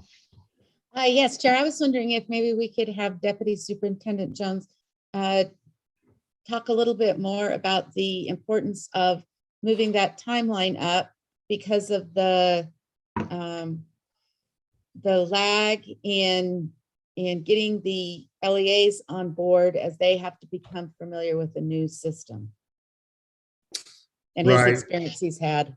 Yes. So Chair Moss, can I please address that? I appreciate that question. So one of the biggest reasons for asking for the extension from July 1st of 2023 to July 1st of 2024 is the fact that due to market pressures and all of the experiences we've had and LEAs coming on board with it, we just recently started the third module, the financial model, the financial system piece to it. We want to ensure that we provide LEAs enough time. It's going to vary. We're going to have LEAs that maybe you need to add just one or two modules to an existing financial system, but then we're going to have LEAs that need to really come into a full new financial system. And if you recall, we're working closely with one of our charter schools on implementation of NetSuite. And it's taken, we anticipate a need to provide LEAs to come on board to the question, at least 2 years to come on board. So once we get the RFP, or, the solicitation closed, we get those, then, we're about 2.5 years out from that July 1st, 2024 date. So that's really the primary driver for the extension. But LEAs are on board. We have great participation from some very experienced and seasoned business administrators in the financial module focus working groups. So LEAs are on board. They're on board with all 3 modules across USIMS. We're looking at releases along the educator module soon. Subject to teaching and learning or our experts at this level saying, yep, ready, good to go. I anticipate that with the extension, we'll be able to meet that. But there's always the risk of unforeseen things, pandemics, things like that. So, but we're getting great support from the LEAs, and we're really trying to balance, project timeline with reality of what it would take to implement and get to what right is with interoperability with LEA systems with USIM. So hopefully I caught the question and answered that. Will you check with her, Chair Moss, with Board Member Norton? Thank you. Member Norton? Yes, that was exactly great. Thanks. All right. Thank you, Superintendent Jones. Yes, sir. Okay. That may complete that item then. Thank you very much. We can move on to item 3.5, item on request for data information.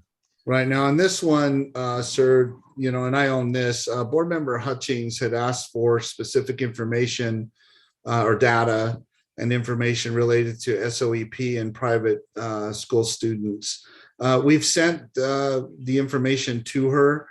We'd like her to review that, see if we're tracking or online with what she wants, and then we'll bring it to the full committee in your February committee. Normally, we would have met the timeline, but it was a process deficiency on my part, on our side of the house for the timing of it all. But we're on track now. We've provided her that information, but we'll make sure we bring it back to the full committee in February after she's had a little bit of time to vet it and tell us if we're on the right track for the information that she wants, but with the intent of making sure it gets in front of the full committee during your February meeting. Other than that, I'm not tracking any other requests for data and information, but we can pause here and see if there's any additional requests at this time and at your direction, sir. Thank you very much. Member Norton, your hand's up. Oh, I left up. Okay. All right. If there are no questions or comments, thank you very much. And we'll move right on. We've got the budget to the strategic plan, assessment, accountability, and student achievement, budget overview and support to the strategic plan, item 3.6. Yes, sir. So this one, as you know, is a perpetual item. We invite different sections from USBE to come forward to you as the committee members to do a deeper dive on their section budget, but then also to demonstrate that the budget and the actions that they're taking with the public funding that makes up their budget is in line with your strategic plan.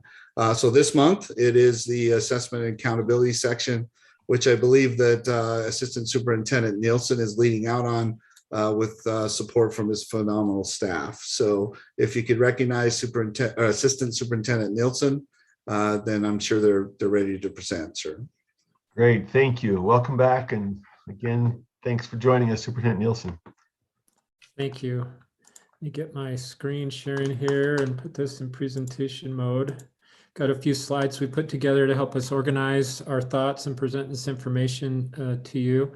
And we're happy again for time on your agenda. As was brought up earlier in an earlier agenda item, assessment doesn't often get to spend time with the Finance Committee, and it's been a pleasure to be with you today. You may not be aware that in addition to the board's vision, mission, and strategic goals, the assessment accountability section has their own mission statement as well. And the first bullet really on this slide really points to something that we focus intently on. Not everybody across the state might understand that the assessment staff really are interested in positively impacting student learning. And that's an important part. And then I would draw your attention to the last bullet I think this is a strength of the assessment accountability section. We try to accomplish the work on behalf of the board through partnerships with districts, charter schools, and other state agencies. I think we collaborate very well with other groups. These are the portions of the board strategic plan that I see a direct correlation and link to the assessment and accountability section that you employ. And we'll talk about these and make connection to these as we go through a short time we have together today. And then again, the education elevated indicators, these aren't talked about a lot. They're important. I like to call them the vital statistics for our educational system. Much like your heart rate, your temperature is for an individual. These things are important metrics, including there are more to this. Graduation rate's another one that's very important, but in relationship to the services, the accountability and assessment section provide, these are a direct correlation and link to those. Before we get into the finances, I do want to highlight something I believe strongly in, and that is that the personnel that work for you are your greatest asset, the most important asset that you have governance over at the State Board of Education. This team is composed of a group of highly skilled, professional and student-centered educators, as much so as you will ever interact with. And it's a pleasure for me to be able to serve as the director for this section. If it pleases the chair, I'd like to give Sydney Carter, Coordinator of Development, and then Kim Rathke, Coordinator of Test Administration and Data, a few moments to talk about their individual teams and highlights of some of the work that they do. Bet, thank you, and welcome back. And maybe for our full committee benefit, can you just tell us briefly how long you've been here with USBE, where you came from? I don't want to take too much time, but it's like Superintendent Nielsen says, we've got a great team, and it's fun to refresh our kind of recollection on how we got you here. Yeah, thank you. So thank you, first of all, for letting us come and highlight, as Darren said, the amazing team that we have that we work with and really the stellar work they're doing. So my name is Sid Carter. I am the Assessment Development Coordinator. I've been at USBE for 6.5 years at this point. I came here from Davis School District. I worked as a literacy coordinator and at the district office, as well as a literacy coach there. And before that, I taught in Ogden School District. So I've been at USBE as the elementary ELA assessment specialist, and then now as the development coordinator for the last 4 years, I think, is the coordinator. So my team that we get to work with, our job really is focusing on the development of our assessments. So as we mentioned earlier, I kind of talked through a little bit about the process that the team works on, but each of the members on my team is a content specialist. They are experts in their content and have teaching experience and leadership experience in each of those areas. The role is to develop the assessments. And so really they work closely with educators to develop and recruit educators to come and write our assessment questions, look at alignment of our assessment items. They work closely with our fairness committee to take feedback and ensure that we are not unintentionally biasing our questions towards different groups of students. They take a look at the data and recruit teachers to also look at data from each of our newly developed questions. So in our assessment process, after teachers write and review the questions, they go through the parent review and then are field tested in front of students. After that point, we also have another group of teachers come in and review the data on any of our new questions to make sure that even though we put all these checks in place, now we get to look at how did they actually perform? How did this question actually perform in front of students? And is it giving us the information that we need from that question? So we have another group of teachers that come in and review the data and accept or reject the questions at that point.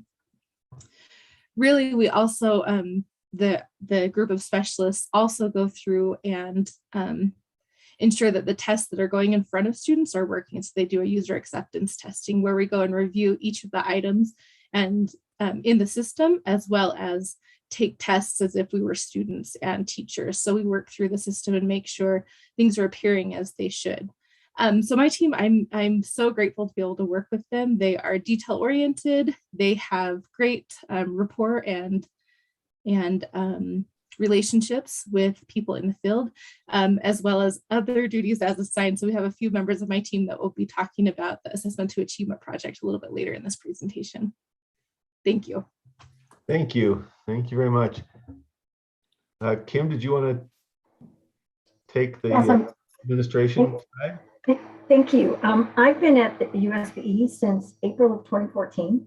Prior to that, I was a teacher in Davis School District. I taught English and journalism, mainly for junior high students, for about 18 years. And that's mainly my background. I worked at Davis and I came right out of the classroom to USBE. I was hired originally as the formative assessment specialist, and then my job widened to be the test administration specialist and formative assessment specialist, working specifically originally with SAGE and then with RISE. And now I'm the coordinator for the test administration and data side, also known as the systems team.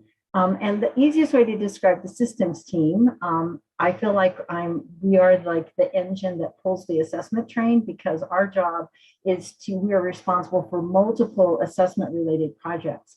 Unlike the content side, where there are specific specialists and they tend to do really the same kind of job, the system side has multiple responsibilities.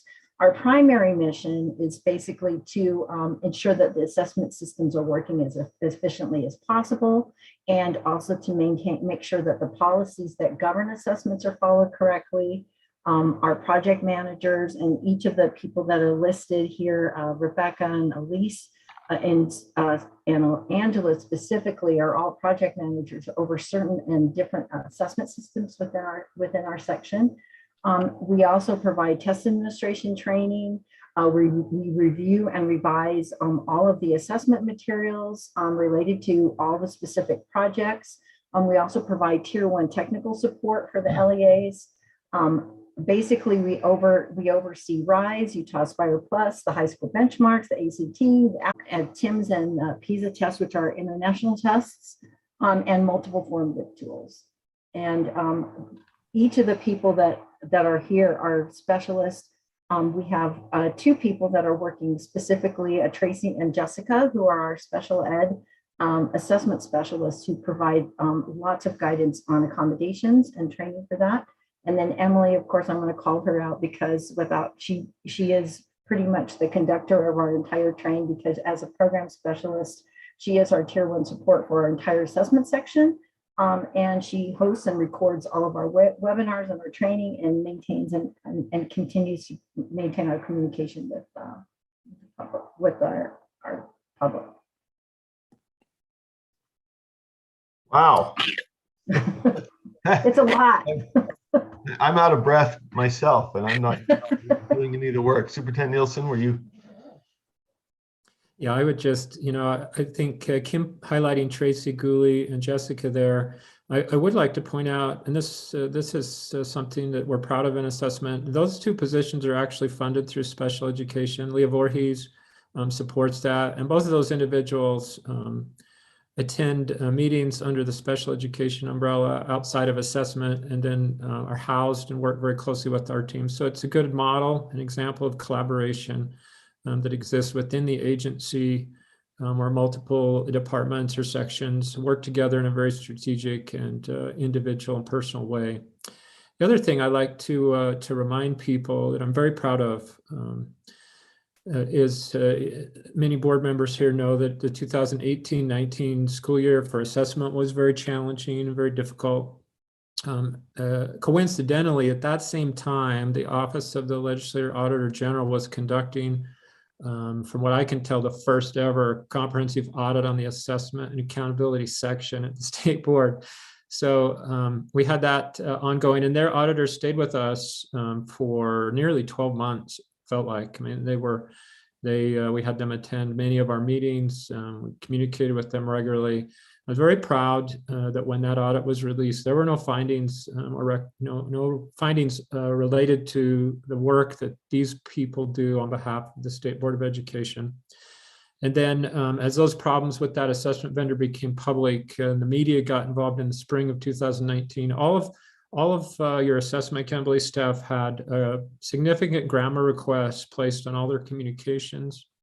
So they were scrutinized, the work that they did was scrutinized. And I was so proud of the fact that there was nothing, so I guess we were put to this litmus test of very close observation during a very difficult time. And there were no bombshells or issues that arose that needed to be handled either on an individual staff corrective action process or in any other way. So I'm very proud of that and happy for the opportunity I have to work with this group of people. Let's talk about how they're funded. This is something that not everyone is probably aware of. There is a federal assessment grant that states get. It's a non-competitive grant. In our state this last year, it was just over $5.6 million. And we'll talk more about what that assessment or what that grant pays for, but you'll see that the majority of staff in your assessment accountability section are paid for by the federal grant. So that'd be the first thing of note on this page.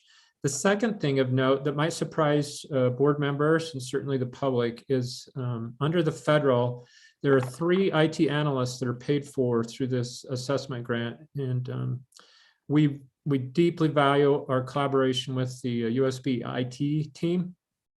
This points to the advancements in assessment. When I first started in education, when we administered any kind of statewide assessment, it was on a bubble sheet. And the vast majority of time requirement was related, especially as an administrator, was related to getting boxes of materials, organizing, sorting those, distributing those, making sure none of them were lost. So we had to account for each form. And as we continue to see advancements in the area of assessment, our dependency on effective IT infrastructures and high quality IT staff is important. And so we're grateful for the support we get within the Utah State Board of Education for that. I should say, Chair, too, at this presentation, we are happy to take questions throughout the presentation. So just pause us at any time that there are questions. This slide is, I want you to see the number of assessments that the assessment team is responsible for administering and overseeing and delivering to the state and supporting LEAs in their role in administering these, and the authority where that assessment comes from. We'll talk more about assessment time because when you look at this list, it feels overwhelming to most of us. It certainly does to me. I think, how do we do all of this in our schools in a given year, let alone in years where we have challenges with other disruptions, whether they're vendor related or pandemic related, or certainly other things that will come up. I do want to point out on this slide there, some of these assessments are related to our ESSA plan, the federal government. The RISE assessments are aligned with that. The Utah Aspire Plus is aligned with that. And then the WIDA assessment, which measures English language proficiency for students whose native language is not English.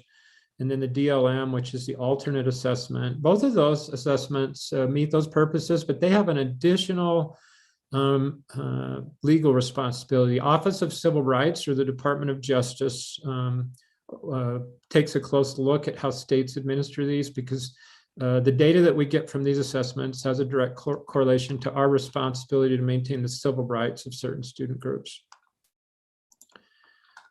This page is an attempt to help anybody who's interested understand how much time. And so Board Member Norton, your call out to third grade, particularly, you'll see here that that's true, that the amount of time or minutes required for third grade students is as high as any group in there. When we throw in the 5th and 8th grade where we add writing, you see that that becomes equivalent to that. But this slide is to display how our students are spending their time. And this is based on 990 hours of instruction. The estimates that I have of how close it is to 1% or whether it's less than 0.5% of their instructional time.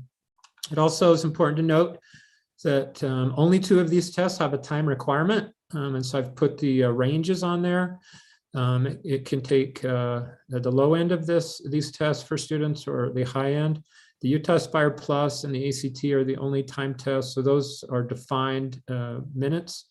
that students experience. Sometimes educators will say, well, there's also transition time, and there are preparation activities related to that, and that's true, and those are not included in here, and those vary greatly depending on the LEA that the educator works in. I want to talk about some of the other assessments that you'll hear as board members, or those of you who work in schools are familiar with, be brought up. And sometimes there's confusion about which of these are required and which of these are not. Chair, if it pleases you, I'd like to give Kim Rathke a little bit of time to talk about this, as she oversees, her team oversees the administration of these assessments, and she could talk more detailed about them. Yes, please. Thanks, Kim. And I'm happy to take any questions from anyone if you're interested in this. Utah Compose, I'm proud to be the project manager of Utah Compose and have been for a very long time, is our formative writing tool that is available for every single student in grades 3 through 12 for every content area.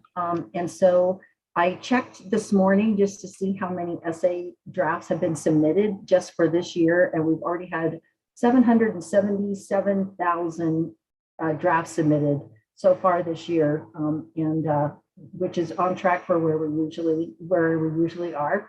Our UTIPS program is our longest running formative tool, and UTIPS has been around since about we were trying to historically figure it out, and I think it's been around since about 2011, 2012. Currently, it's still available for grades 10, K through 12, and we are working hard with our developer, excuse me, to update some of the features within UTIPS right now. It's used quite heavily by CTE teachers. The science teachers are starting to access it again. The benefit of UTIPS, and the thing that I love about it the most, is it is a completely Utah-owned system. We do not work with a vendor on that. This is a system that we maintain and monitor ourselves. All of the items that are within UTIPS are either written by teachers, because teachers can use it as their own test delivery system. And so it's a great program that we don't have to worry about contracts or things expiring. Last year, we gave up almost 100,000 UTIPS tests. And currently right now we're at about 35,000. The RISE benchmark modules and interims are also our formative tools. Our RISE benchmarks are used extensively. Excuse me. And in fact, last year we gave over 1 million benchmarks in all four of the content areas between grades 3 through 8. The one benefit that we have right now is that there continues to be remote administration for those. Although the remote administration has dropped off quite a bit since we're fully in person, although it'll be interesting to see what happens over the next couple of weeks. We're expecting a lot of questions or some questions about assistance. Acadian's progress monitoring, I'm going to let Sydney share a little bit about that. And let me just finish talking about the other three, and then she can share with you what exactly Acadian's progress monitoring is, because early childhood ed is really her area of expertise. The DLM instructionally embedded assessments are alternative assessments for our 1% students who do not take the traditional summative tests. They are completely optional for the special education teachers who work with these students. They're not used as often as Tracy would like them to be used, where there's about 100 students, but the population is highly, that's a little issue with the population sometimes on trying to meet all of the needs. High school core benchmarks are actually came out of our SAVE banks and are used for our high school teachers to be able to do the same kind of formative assessment practice that others are using. They're not used as much as the RISE benchmarks, but then only 2 grade levels are represented for the high school benchmarks, as opposed to the 6 that are represented for the RISE benchmarks. And based on what the information I've got, we gave about 30,000 last year, and we're on track this year. We're actually halfway through, and we're at 15,000. And for SHMOOP, that is a totally optional tool that is used for ACT prep that is used by teachers who are basically preparing students for the ACT. Any questions about that before Sydney shares about progress monitoring? Okay, go ahead, Sydney. Yeah, so this school year, the 21-22 school year, is the first year that we have required Acadian's math assessments. But something that is optional is progress monitoring. So that's available for students in grades K through 3. Progress monitoring recommendations are dependent on how the student performs, whether they are below benchmark or well below benchmark, how often that progress monitoring should be happening.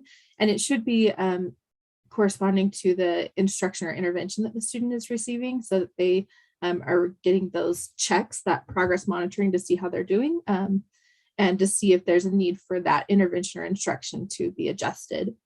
We also this year added the availability with Acadian's reading in grades 4, 5, and 6. So that's optional for the benchmarks to be delivered, as well as the progress monitoring. We have had Acadian's reading in grades K through 3 for many years now, and it's been utilized well. Teachers find that valuable to have those checks along the way to be able to determine if their instruction is working, if there's something they need to adjust to help get their students up to benchmark or to help make those pathways of progress goals. So we have math in grades K through 3 and reading grades K through 6 available this year. And I would just add before we move on from this slide, unless there are questions, it's reasonable for some people across our stakeholder groups to say, wow, this is a lot of additional testing. Is it really important for the state board to provide these services?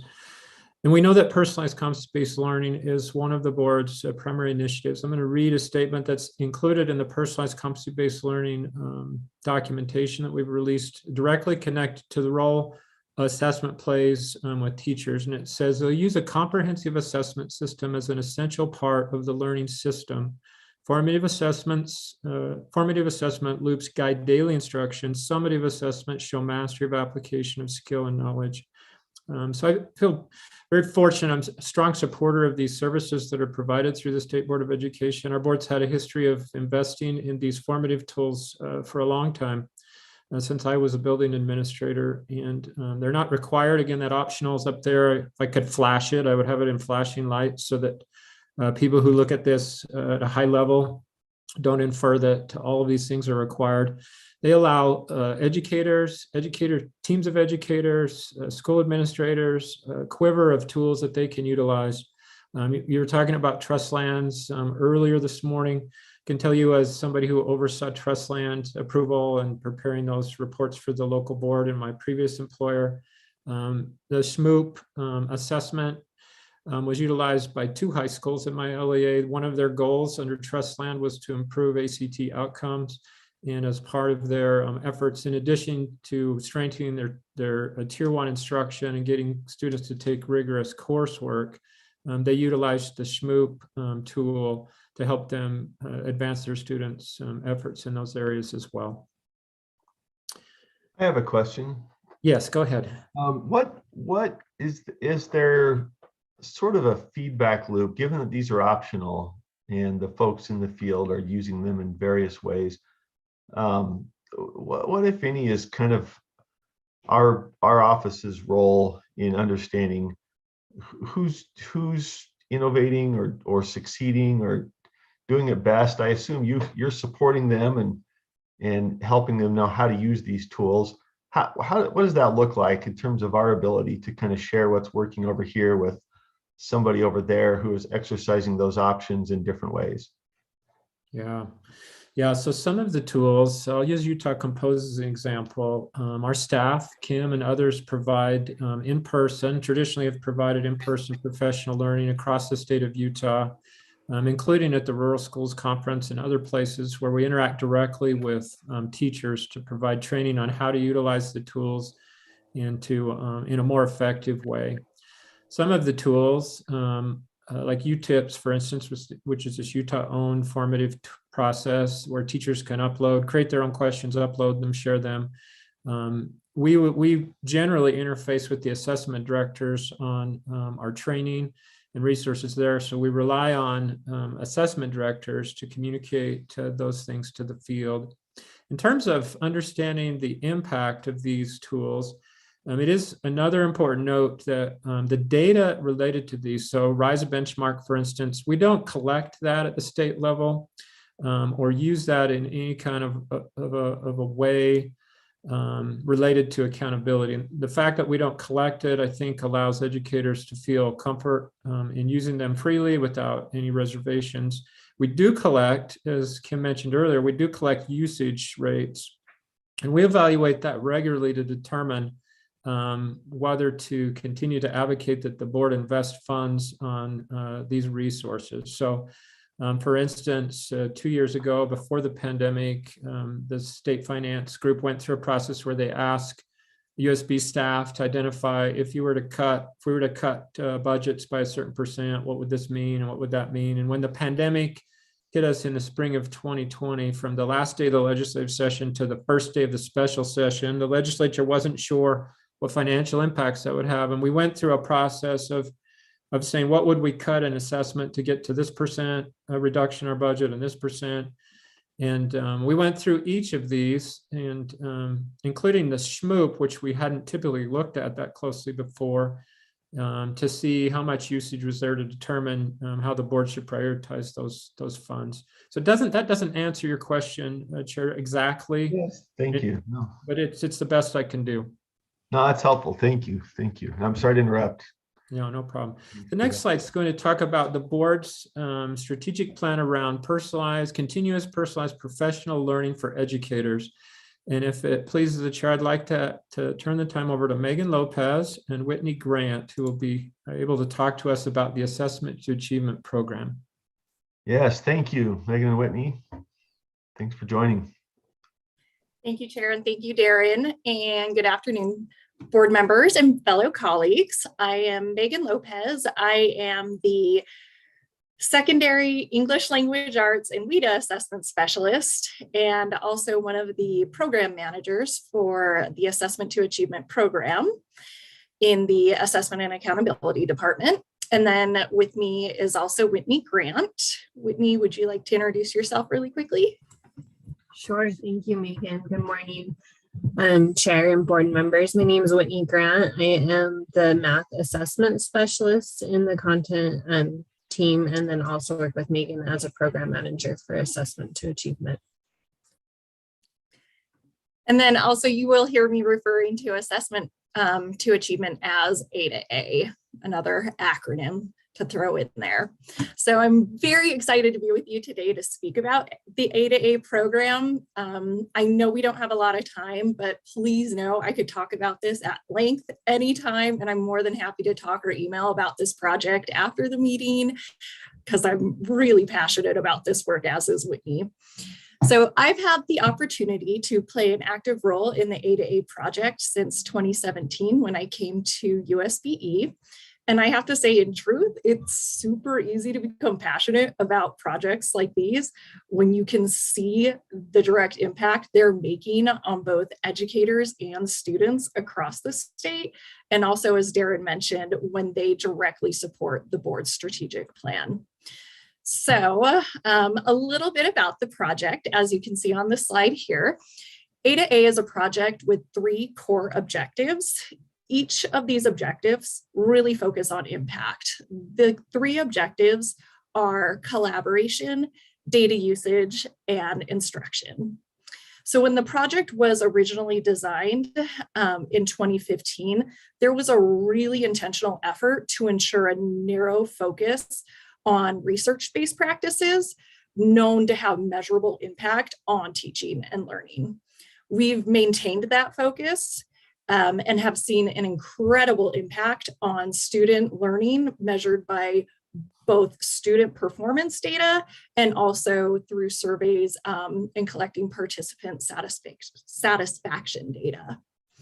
And because of the demonstrated success of our A2A project, we last year were allocated additional funding for an additional one-time program, which became named A2A Plus, Assessment to Achievement Plus.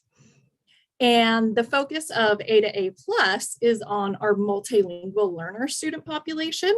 And it really has been amazing to see how teachers and leaders are so carefully considering how they can help our MLs with academic English language acquisition. And again, by being intentional with their collaboration, data usage, and their evidence-based instructional practices taking place in the classroom. And so now getting into our next slide is the budget that we have for both of the projects, A to A and A to A Plus.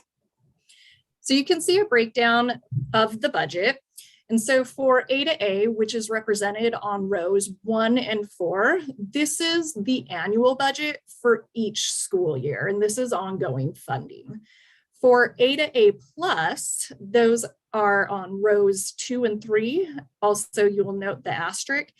This is one-time funding that was, again, allocated last year for the entire 3 years of that A to A Plus program. So as you're digesting these numbers, just a couple of considerations. This is a breakdown of funding that has impacted 167 school and district leadership teams across the state of Utah since the program's inception in 2015, when the program first started. And then for A to A, these budget numbers, excuse me, they represent 4-year cohorts consisting of multiple professional learning sessions during the year, coaching, following up with feedback, and also multiple site visits at those schools with those teams. And then for A to A Plus, the budget numbers represent a 3-year cohort consisting, again, of multiple professional learning sessions throughout the year, coaching, again, more follow-up, following up with feedback, and then even more intensive support with additional site visits and full-day coaching on site, again, at those schools, working with those teams. So that basically wraps it up for assessment to achievement. Again, we'd be delighted to speak with you more about the program if requested, or if you have any questions now. Hey, quick question from me, Megan. We addressed this morning with respect to assessment, the Spanish test items. What other supports do you provide in assessment that goes to these multilingual learners? Okay, so with that's a great question. Specifically, A to A Plus is really working on narrowing the focus and working with our multilingual student population. And so we not only look at our RISE, Utah Aspire Plus, all the plethora of data that is available, but we also very closely look at our WIDA access data with these cohorts, this cohort of schools, really learning how to do a deep data dive into that data to understand where students are at when it comes to their language acquisition. And where are their strengths? What are their assets when it comes to different language modalities? And those domains are reading, listening, speaking, and writing. So what are the strengths that can be leveraged as assets to build upon in their academic English acquisition? And then also, where are opportunities for growth? And so we teach those groups of teams how to really truly understand where a student is at, and then what are the implications. And again, it's very asset-based. We do use the WIDA can-do descriptors of what can a student do in the classroom, and then really do some creation of goals of now where are the next steps? What instructionally do we need to have in place to make sure that the student can get to the next step in their language usage? And so we also provide language acquisition strategies, and then also just really high leverage, broad strategies that can speak to every content area, every grade level, every classroom. So the one that we are focusing on right now is teacher clarity. Does that answer that question? Yeah, thank you. And like you said, that's something we could go for hours, but thank you. Yeah. Really, one little snippet there. Does any of that roll into PLC training on how to use formative assessment for these English learners in PLCs? Absolutely. So as I said with the previous slide, one of the core objectives is collaboration. And so really a focus is how to help support teams in becoming more effective and efficient in their collaboration time together. And so the focus is making sure that our meetings are super intentional and that we're not just meeting to meet. When our teacher leaders and our PLCs come together, they have objectives and they're walking away knowing I have action items and it wasn't just a waste of my time. I know the next steps and I know that we're making progress towards our goals and having direct student impact. And also, how are we using data in these meetings to ensure that the work we are doing is having a positive impact on student performance. And so we encourage data usage at not just the student level, but also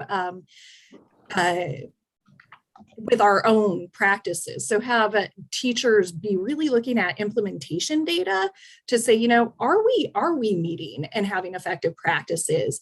You know, are we implementing these strategies with fidelity in the classroom? And so really we try to provide all the tools and strategies necessary for them to collect all these different points of data to analyze it, become data savvy themselves, and to know, yeah, these PLCs, these meetings, this time, it's working and it's having a positive impact. Gotcha. Thank you. That's a rabbit hole we could spend a lot of time down, but appreciate your input. Anytime. Yes. Back to you, Darren, or is there other questions or on to Whitney?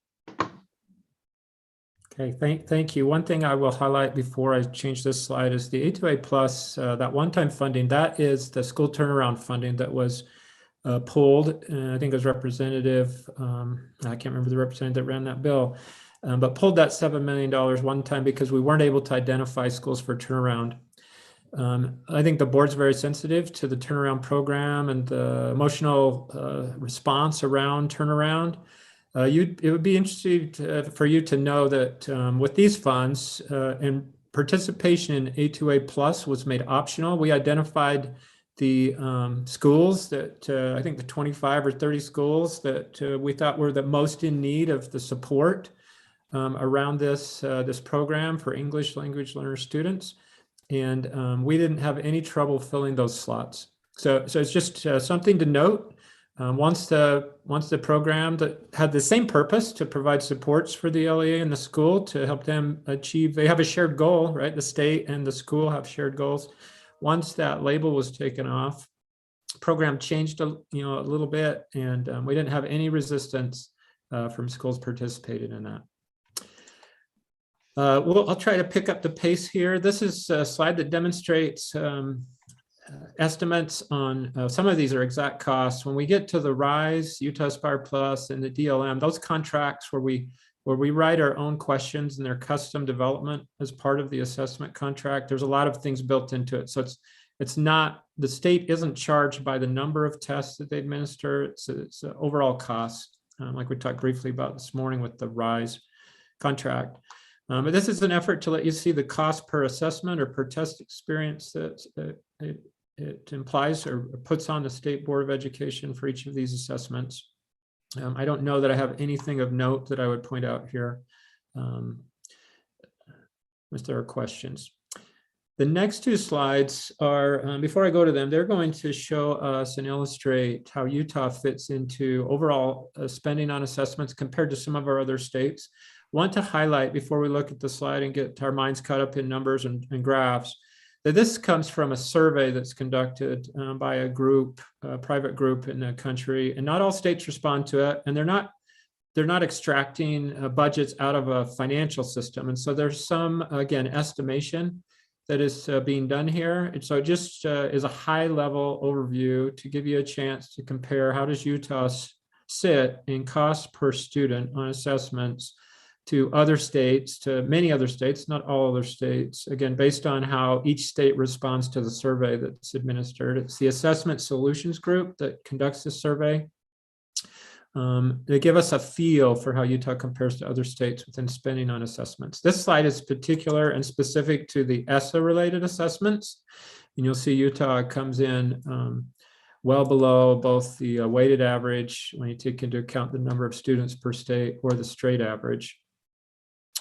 The next slide is overall, again, this temperature check on overall cost of assessments per student in our states. And you'll see Utah, so if we bring into play all of the other assessments, the Acadians, the KEEP, the PEEP, these assessments that are not required under ESSA, but are required under state statute, you see that Utah comes in at about the median, at least for the weighted average line, and well below the simple average line.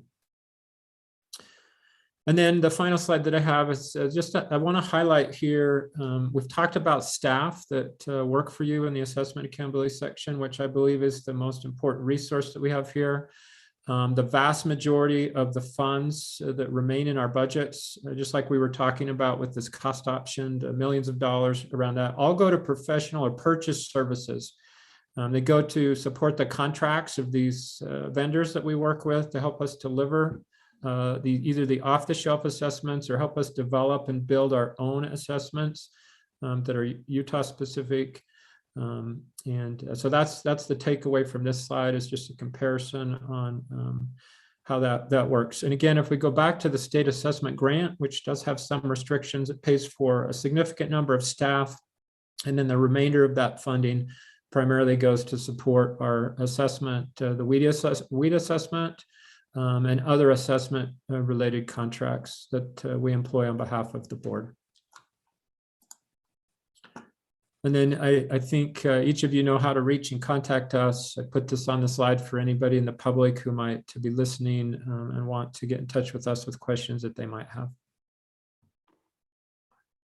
Thank you. That was a lot of meat to chew on. Anybody questions from committee members? Well, we greatly appreciate having visibility. Some of this goes directly to us, like the item this morning, where we have a financial consideration, and so it's great to go deep on what you do that we don't always hear about. I see Chair Huntsman's hand up.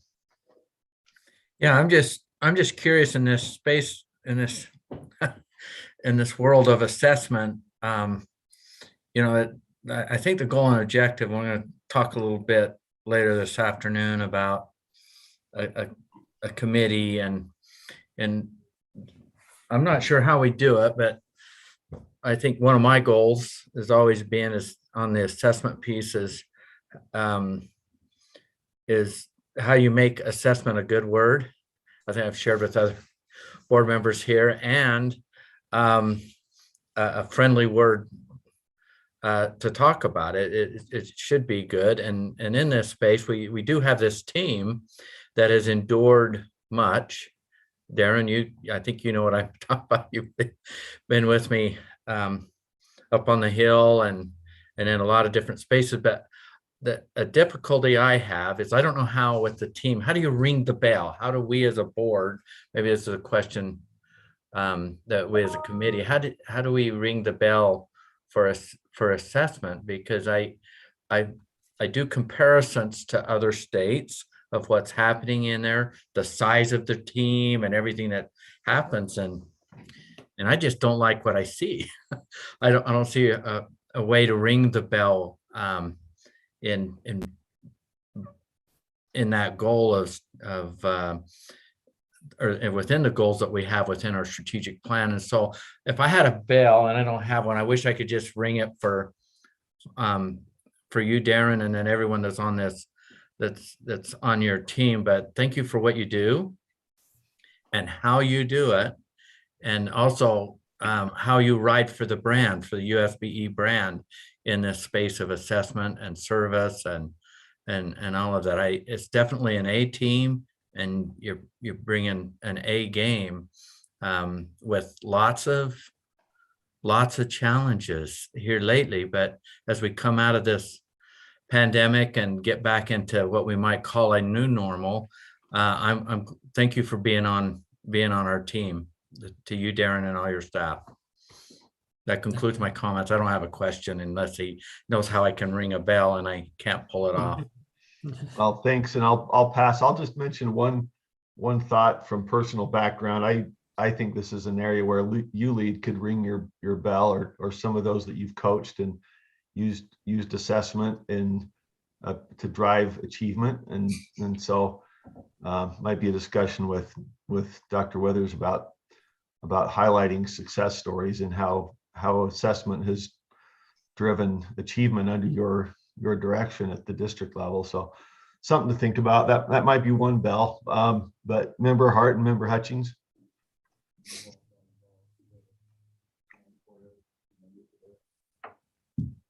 You're muted, Molly.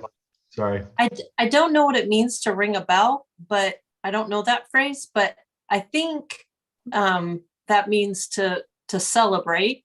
And if it does, I concur.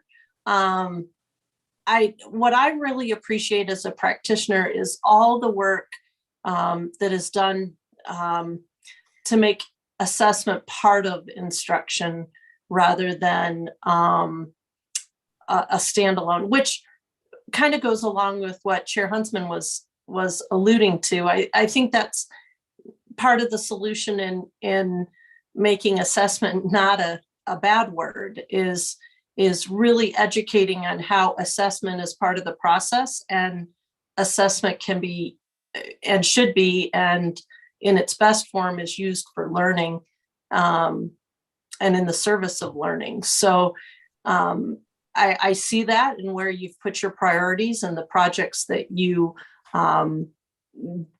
prioritize. I also think that you're one of the leanest, I won't say meanest, although I've misstepped many times and called you all and had to get straightened out on how to do things appropriately and not cut corners. So I thank you for that, because that is what you're responsible for. And I echo the same. I guess I thought bell ringing was when you fought somebody, like you rung their bell. But anywho, you do a great job. Thank you. And I'm a cheerleader too. So I really appreciated the presentation. Thank you, Member Hart. Member Hutchings? The bell ringing is like when you leave, I think it's like Arby's and there's a bell and you've had good service, you ring it, right? Or when there's, yeah. But you see it a lot in the medical world. It's in the business world, but in the medical world, cancer, this big victory, they're ringing it's a kind of a bell of celebration, of joy. I'm going to put one in my school. I'll use something different that's no, that's good. I'm good now. Yeah. So a star on the forehead. I did want we to can't do that anymore. I did want to ring the bell for assessment, because I think this department is an exemplar for USBE, especially in providing support and resources to schools, and not just providing really great support and resources that are meticulously planned and outlined, but also providing useful information that school leaders can find and use very readily. And I love the AD memo that comes out every week, because I am assured when I get that, I can find the information I need quickly, readily. It'll be everything that I need. I'm caught up, and I can find what I need very quickly. So I just want to, I want to ring the bell for this department as, like I said, an exemplar for USBE. This is exactly what our schools need from every department. So thank you. Let's keep the passion in there. So thank you. Member Norton. Oh, you're mute. Thank you. And I want to follow right along with what our other committee members said. As I was listening to this presentation, and I was thinking about the different times that I have interacted with this particular department, and I just wrote down some one-word descriptors. They are respectful, they are thorough, They have excellent communication, they are collaborative, and they are very efficient. And that was just because your presentation was short. I could have gone on and on and on. So thank you so very much. Well, thank you, all board members. We'll try to ring your bell so you don't get your bell rung by others. How about that? That fit the anybody else need to weigh in on this one, or does that conclude it? Thank you, Superintendent Nielsen, and everybody who joined us. Appreciate the deep dive again.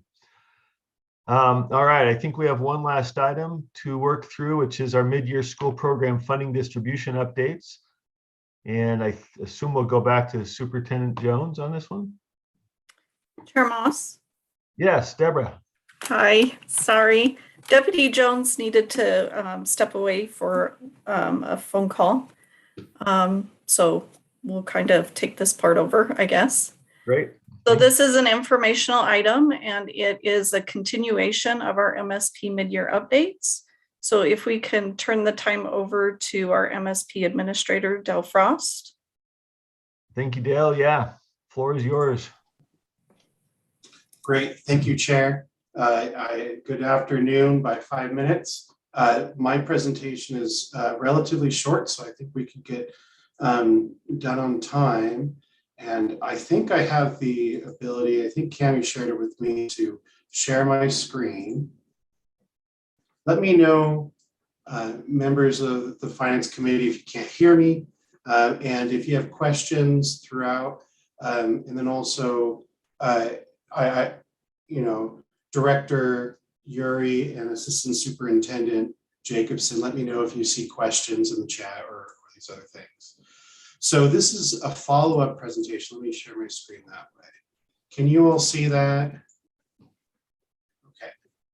This is a follow-up to our presentation last month. As you remember, we talked about the mid-year updates that occurred in the December in the November allotment. And this presentation is the remainder of the mid-year updates for the minimum school program that occurred in the December allotment. The minimum school program consists of 3 line items made up of state and local funding, and accounts for 80% of funds received by schools. So it's the most important funding source for our LEAs. And the mid-year update is the probably the biggest change that occurs as we get actual October 1 enrollments, and we true up to November 15th Cactus data, which is current teacher data. And so last month, the big dollar amount changes were presented in the basic school program. And then this month, in November, those were in the basic school program. December, we had a few changes in the basic school program, so I'll go over those. And then we updated programs in the related to basic school program line item. I'm only going to go over a few of these programs that had big changes to the overall allocations. There were a number of programs that had reallocations when, if there's a set amount of funding that's for a program and it's based on student enrollment, for example, then that gets reallocated with October 1 enrollments and those sort of things. So I decided today just to go over those allocations where overall the allocations changed, but happy to answer any questions that you have. This is just to keep you up to date on how the October 1 enrollment numbers and other data changes are occurring, are impacting allocations to LEAs. So the 2 distributions, the basic school program that we updated, we had some additional updates in December where the foreign exchange student program and the necessarily existent small schools. So I'll go into those. So in your backups, you'll see all the WPUs that are allocated in the basic school program to LEAs broken out by program.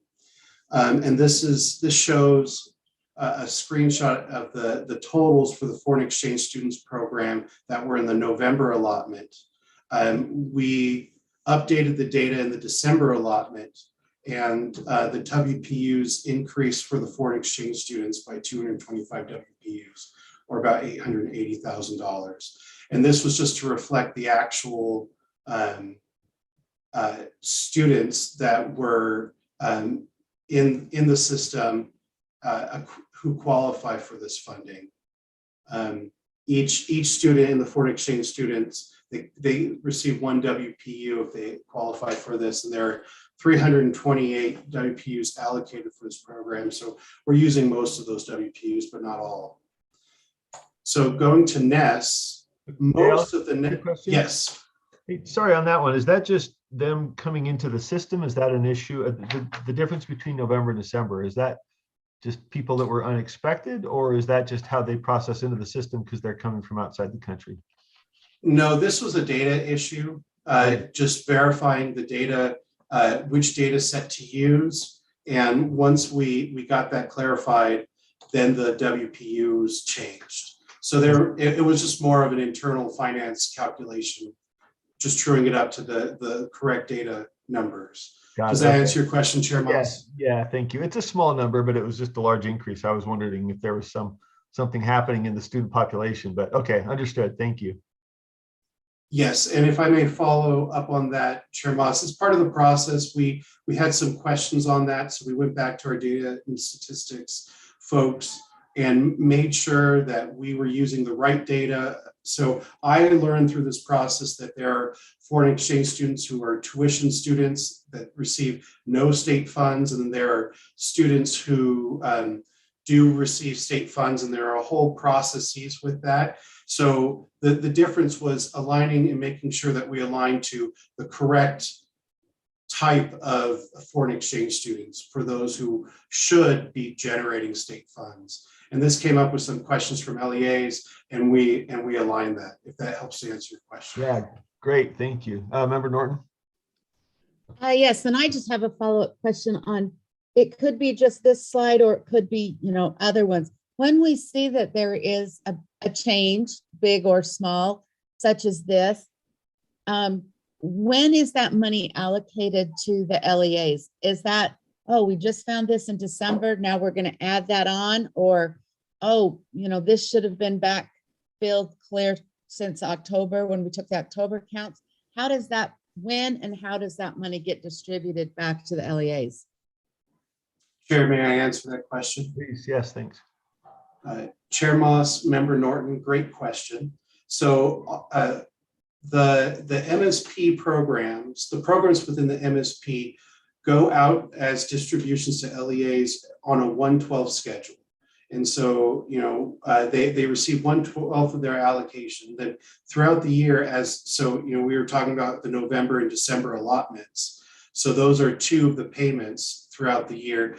Budgets can be adjusted. And so when you have, in our Utah grant system, if there's a budget change, for example, if an LEA's allocation goes up, the system automatically calculates the remaining payments, and then there's a catch-up amount. And so if there's 6 months left, they would divide that catch-up amount by 1/6, and then that would be added to the payment, if that helps to answer the question. There are other allocations where, for example, so teacher supplies and materials do not go on a 1/12 basis, because most of that funding needs to go at the beginning of the year and go out to teachers. And then 20% of the funding was in the December allotment. That was one of the lines, if you see here, teacher supplies and materials. So that additional 20% for the second semester went out and will be going to teachers. So it depends by program. But in general, it's that 1/12 and then catch up. And then if their allocation went down, their payments per that 1/12 may go down to account for that. So by the end of the year, the intention is that the total payments match their budget distributions. Got it. Thank you, Dale. Yeah, Chair Huntsman. Oh, and I think I see Sam's hand up too. I don't know who wants to go first. Have Chair Huntsman go first. I was just going to clarify with a couple of examples. So isn't there a little bit of a lag effect in when you see these numbers? I mean, it's all part of a formula and it's all relevant, but my understanding there's a lag, and maybe it's a whole separate meeting that we can have that will show exactly how the student enrollment that goes to the WPU, how that lags. But I'm looking at this, but I thought I was not under any understanding that it quickly corrects. So can you speak to the Chair? I call May it the I lag answer effect. Chair Huntsman's question, and then does that work for you, Director Uri? And we can go to your examples. And Director Uri, having just come from an LEA working in 2 charter schools, lives and breathed this process because that's their main funding revenue source. So he could provide some really good insights on that. As for the lag, let me use the example of foreign exchange students for you, Chair Huntsman.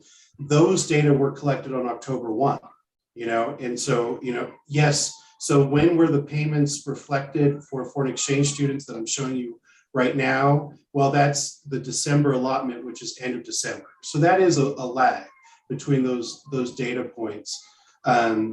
In some of it just if we had the right data set, this would have been reflected at the end of November, but that is still a 2-month lag. But you're correct that sometimes there isn't much of a lag depending on how and when we apply these things. It can be as much as a few months. Usually but we can correct allocations every single month, and we are constantly going through that process and constantly talking with LEAs about these things and correcting every month. I don't know if that answers your question. It did. Thanks, Dale. Sam, Director Uri? Yeah, and just, I think we've covered it, but if we keep using foreign exchange students as an example, let's say my LEA applies for 5 J1 slots and we're approved for those 5 slots, will be funded, from July through October, November for those 5 slots. But then let's say 2 of those students had a visa issue and didn't arrive, and so we only had 3 on our October 1 count.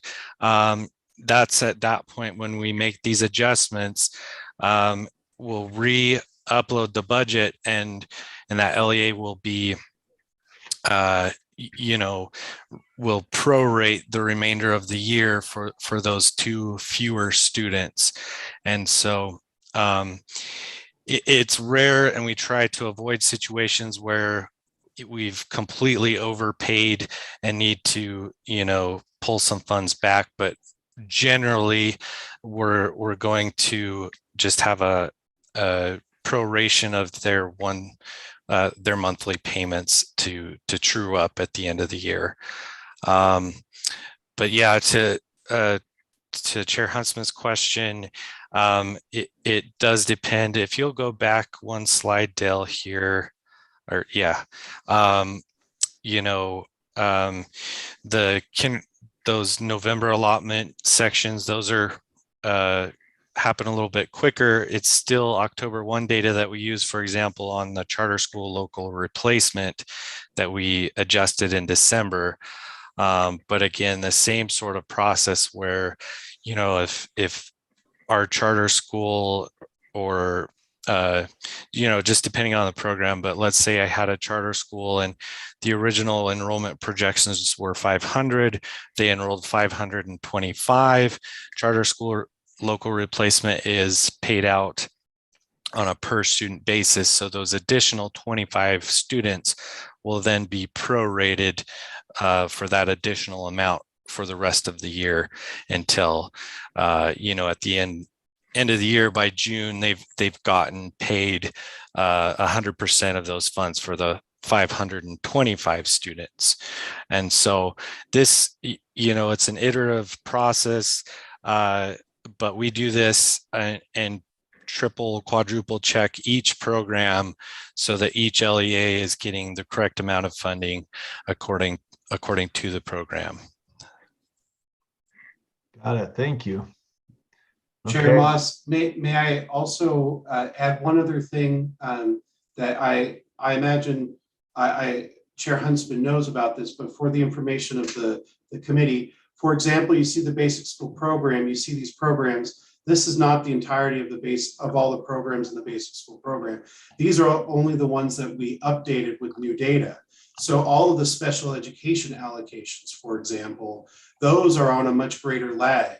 Going to your point, Chair Huntsman, that those are using data 2 or 3 years old in the formulas. And so for many of the special education formulas, there's a much greater lag, but that's how it's dictated in statute.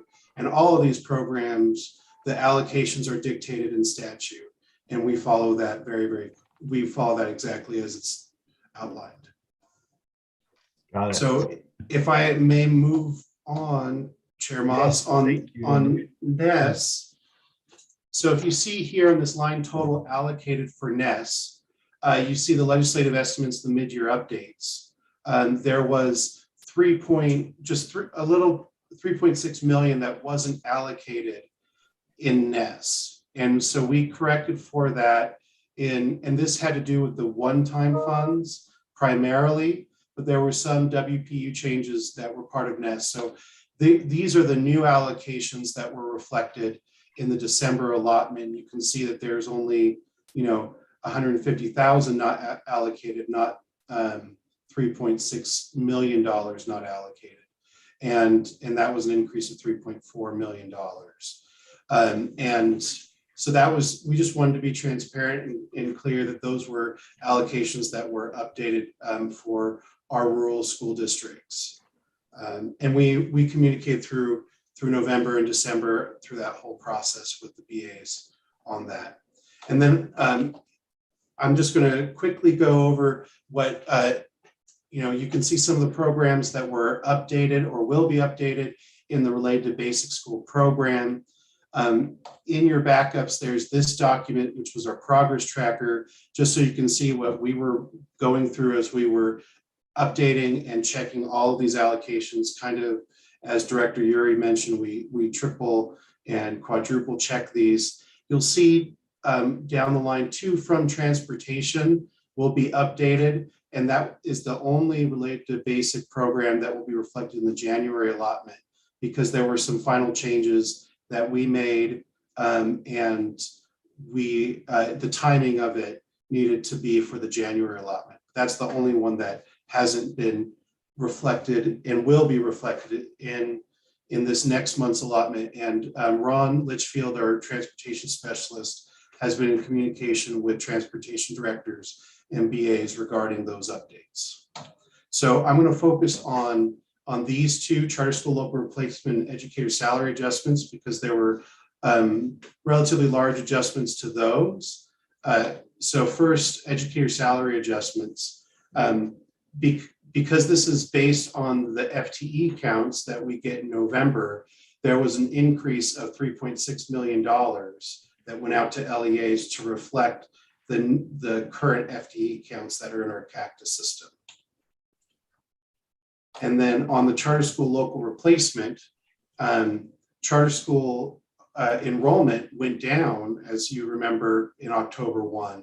And so there was a commensurate decrease in the allocations for charter school local replacement of $7.5 million.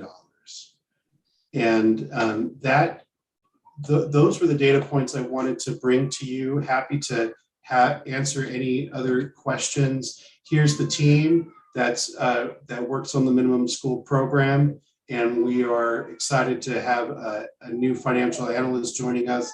We're in the process this next week of interviewing candidates, and we will introduce that person to you when he or she gets hired. And happy to answer any questions that you may have, Chair, members of the committee. Thank you very much, Dale and Sam. Any questions from committee members? If not, I appreciate you getting through that quickly, and it makes it look like we actually planned to complete early. We had a lot of good questions, a lot of good answers. Well, I shouldn't say our questions are good. We had a lot of questions that you gave great answers to, put it that way. We really appreciate the amount of thought you go in before these meetings, the amount of information you give us, and get it all packed into those 3 hours. So thank you for your efforts and keeping us on track. With that, if there are no further comments, we will adjourn and see everybody back for the afternoon session. So thank you all. Meeting adjourned. Thanks, Chair.